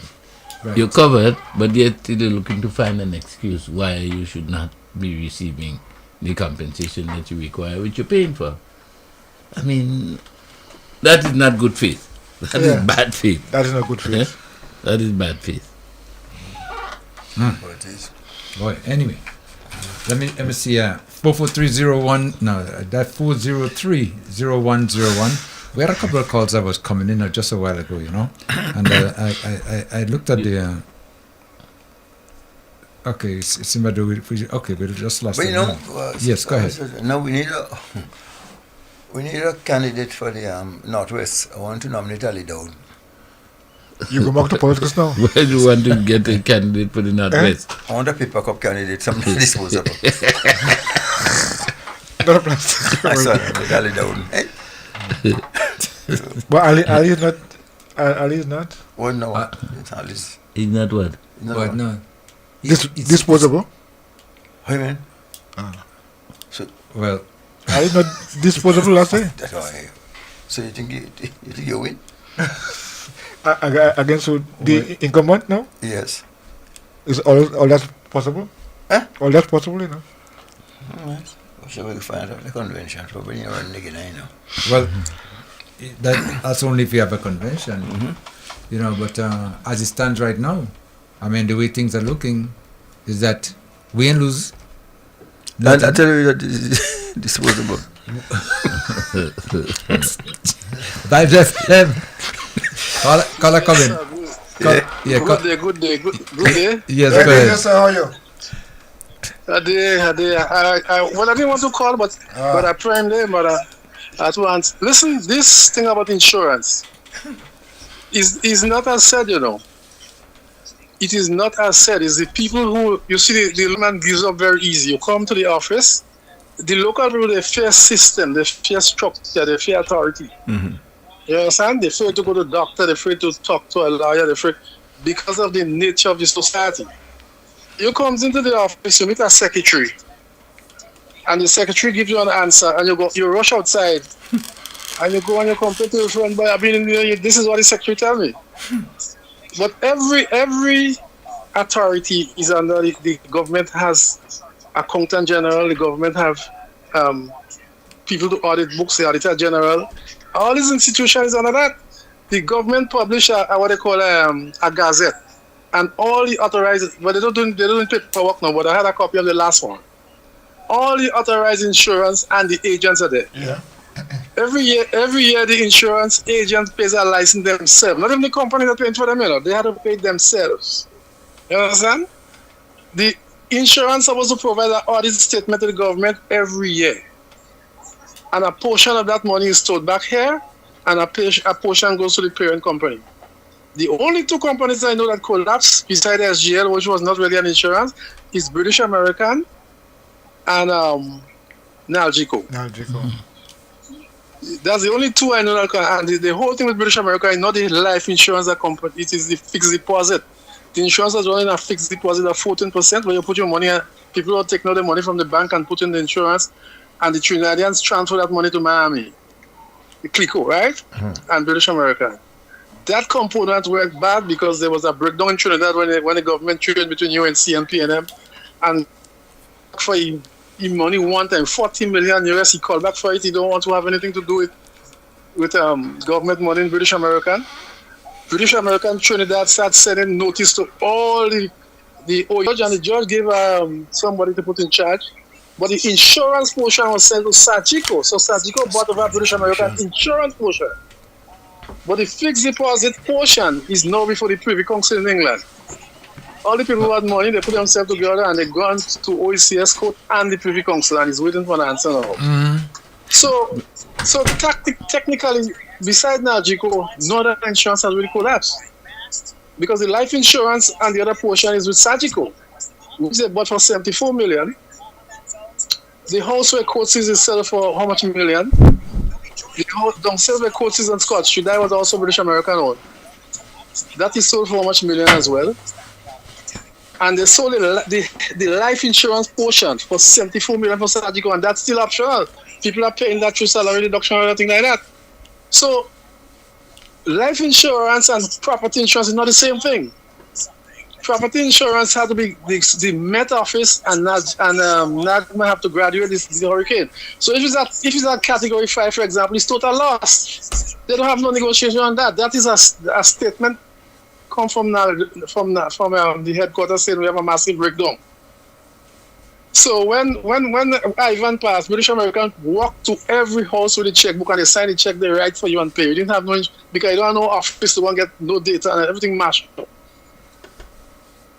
Okay. But you're giving us a lot of information there. What is the reason? You know about the cost of the accident. I think that's a small matter. Yeah, so insurance is well regulated, but what the people don't know. I see. Is well. So you're saying it's a part of education? Yeah. But that doesn't explain why it is that some people are excluded from getting compensation when they get their house damaged. The caller, we lost the caller for a minute. Yeah. Caller, you back? Oh, yeah. Yeah, I said that should be taught in school.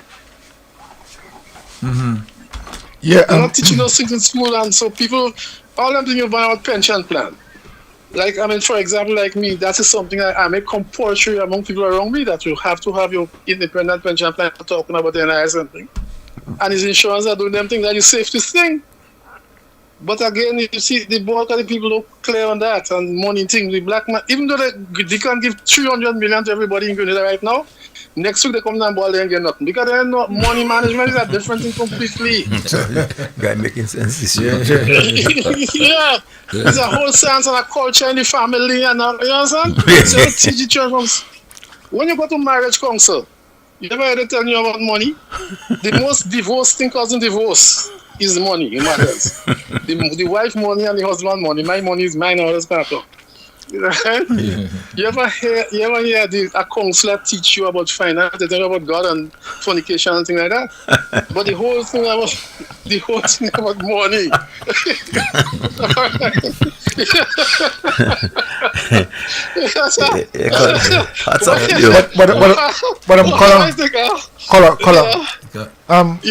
Mr. Prime did ask a question. I think I'm interested in the answer. Why is it that what's causing the issues that people face now when they are not paid by insurance companies? Yes, by insurance companies. No. What has happened is that they have different schedules. So although the policy is one general policy, but there are certain lines that apply because of the premium side. So you might decide, okay, I take in certain risks for myself. So I might take, let's say, the room the children with them, so that the children learn. When you go to a lawyer office, go with your children with you. They will know the lawyer as a friend. They will know you see, the family life, education. It's not just about getting married, it's a whole thing. Also, it's everything in society is linked. The church, even the pastor, those churches are insured,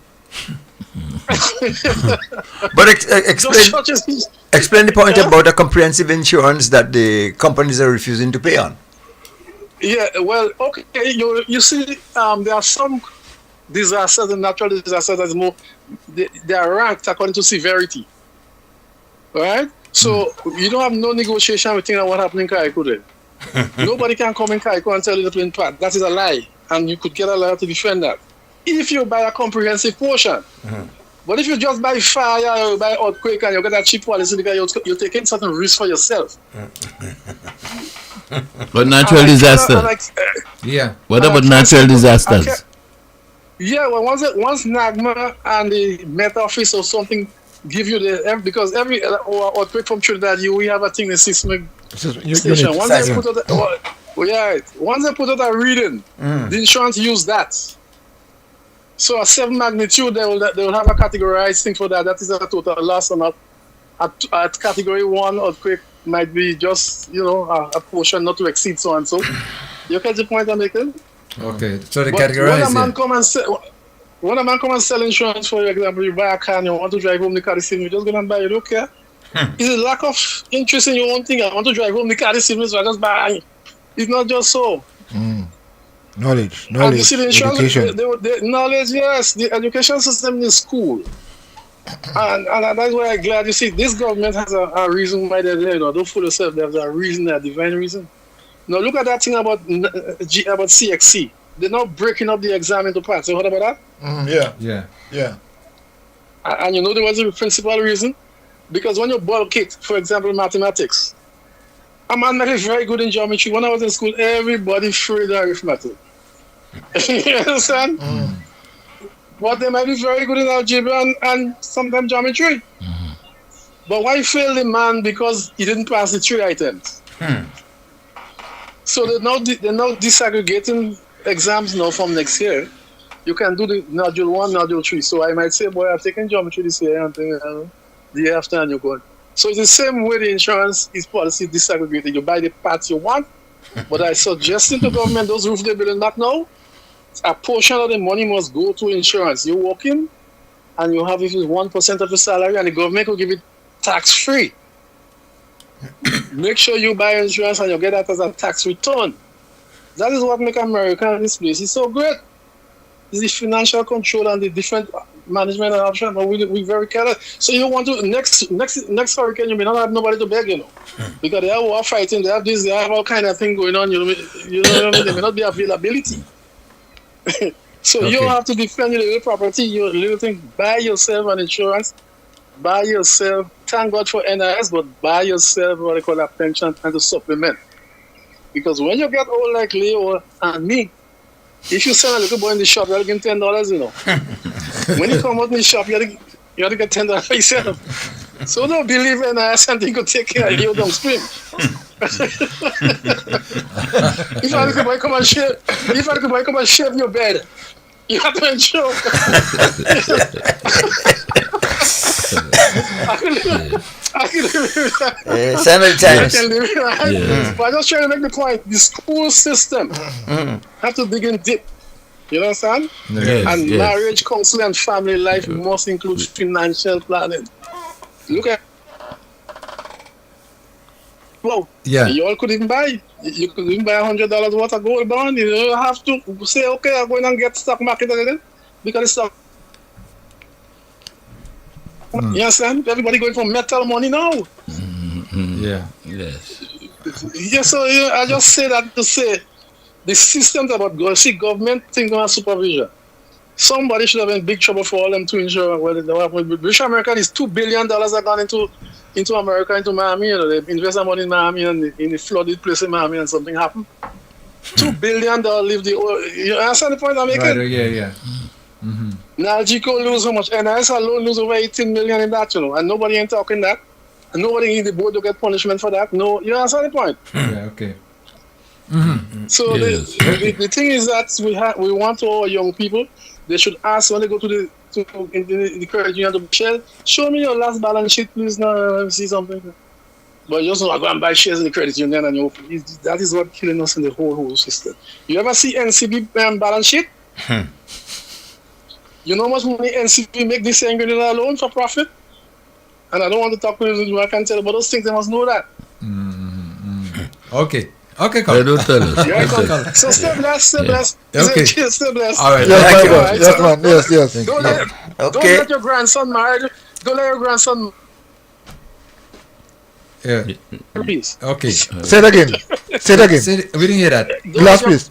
Don't let your grandchildren married without financial counseling. Okay.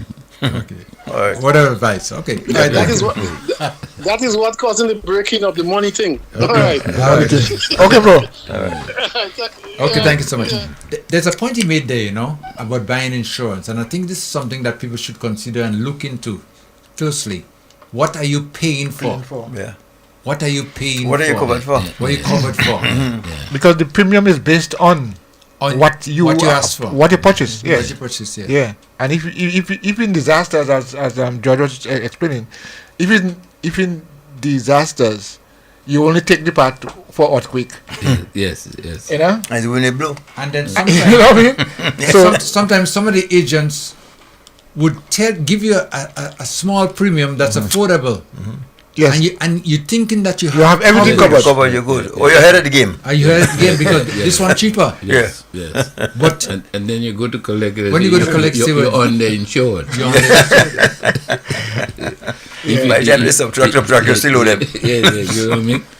You're underinsured. If you pay all of that, we don't do now. So among the money you're paying for your insurance, we can't cover you because you lose the complete product. And then, and still when you buy the comprehensive thing, now come time to pay, read the fine print. And what right you just sign. When you go. Education. We have to educate ourselves. But we have to pass on that knowledge. You know something? A point he made that most of us here, financial issues, finances, we're not taught that at all. We know literacy, financial literacy. Yeah, but yes. Well, but for example, when I left here and go to America, things like Microsoft and so on, tax, what's called the yellow cabs in America. Yeah, they have the medallion. Yeah. Back in the days, it was like $15 for one, I heard that, yeah. Now it's $1 million and change, For medallion, yeah. What? Yeah, no, they're more expensive than house. And the medallion, you could use the medallion to transact. And not even that, sometimes you can't even buy one. No, they're not available. Boy. They're not available. Because it's a special license. Right. But we weren't savvy, we could have paid $100 and so Microsoft stock and you'd have been. Well aware. Yes, but nobody couldn't come and tell me back in them days to could pay $10 for Microsoft stock when I could put me $10 in the bank and get penny interest. yeah. So it's all about knowing financial education.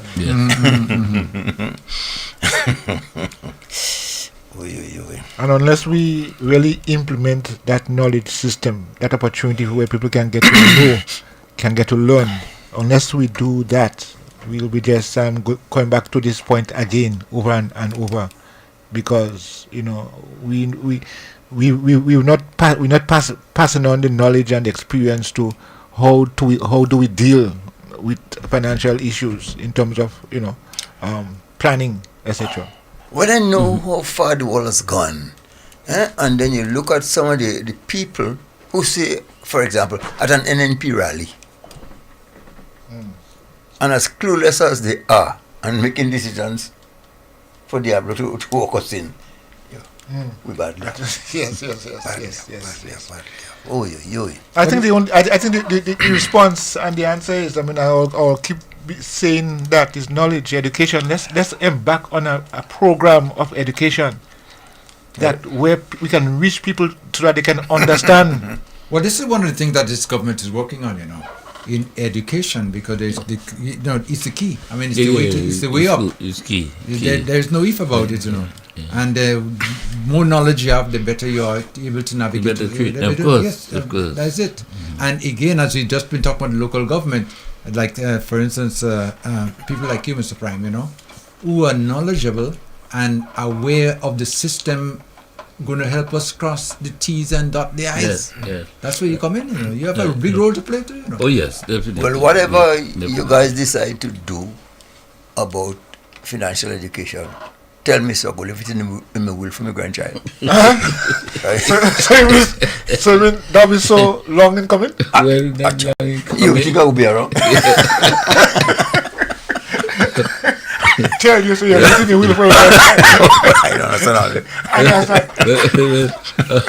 On the boat coming up today, I was in communication with some of my Karaku and Peter Matnick colleagues, and say, but Primo, me ain't studying about this building back and this thing, I'm too old now.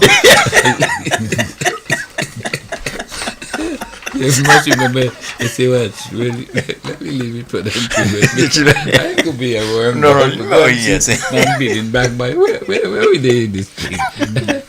No.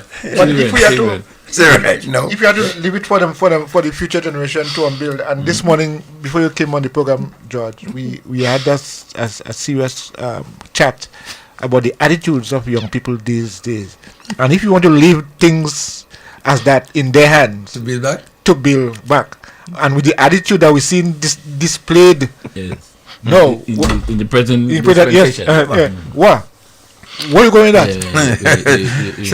Celestine says it's Tabrantree and Morocco we're hanging with, don't know.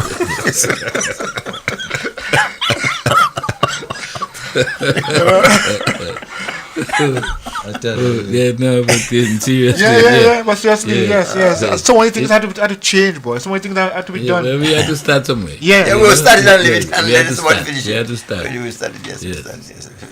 Yeah. It's the reality, man. Once you start, I always say, we're going to come to you wouldn't believe. You just then put the skeleton on and then you just start putting clothes in it. Leave it there somebody else. Yes. Bring it home. Okay. All right. So we're getting ready to wrap it up, eh? Yeah. And Mr. Prime, first of all, I want to thank you. You braved the weather, you braved the seas, you did everything possible to be here today. Well, I was listening to you many times, so I get courage. The last one you did with Ride Along. Yeah. I was riding along with all you. Okay. And I said, boy, this is a heavy period this man gone through. Yeah. And then you clinch the debate by saying, I ain't moved nowhere, still right inside here. Yeah, you see, that these are things you got to do, you got to be strong. Yeah. And stay focused, Yeah. Certain things don't happen, but you have to Somebody has to lead. Yeah, that's it, So we depend on that, But like I always say to you, whenever you want to share information with the public, feel free to come in here, call me, whatever, because like we say over and over, knowledge is power. Yeah. We need to educate ourselves in order to move forward, to stay focused. Otherwise than that, we ain't going nowhere, Precisely. Yeah. And who are the ones to do it? Again, the responsibility is in your hands. I ain't saying us. Us. You two give me the We have the same vintage. So Leo say, hold on, before you speak, so Leo, the part that you said, tell you, and you'll leave it in your will for your grandchildren. Yeah. Yes? I mean, it's a serious indictment, Not seriously, a very realistic indictment. Seriously, but very realistic. You mean what you say? You say what you mean. I'm going to say, because I was just going to tell you, moving forward, Kim, we have to advise our people to continue to deposit in our appreciation bank account. Yeah.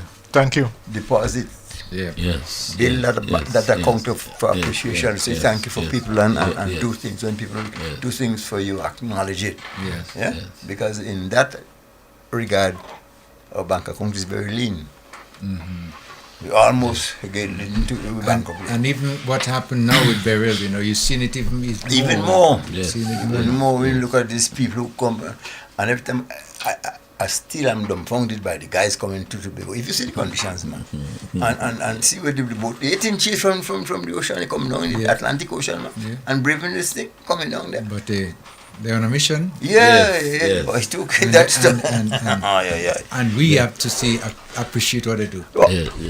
That's it. That's it. That's how you talk about a friend indeed, because at that time you in need, and when they brave the water to come to you. Friend in need is a friend indeed. Yes, we have to acknowledge that. Okay. Well, Kai, I give you the final word. Well, I think it's been one that we have been talking about. I think the fact of having the right attitude. I don't think we could ever say too much about that. There is a need for the right attitude. There's a need for at all levels, and I think this discussion today really sets the stage, because as we have agreed, knowledge really is power, and we need to create a knowledge-based society where we can all build together and go forward together as one people. The views expressed on this program are those of the host and guests and not the views of this radio station.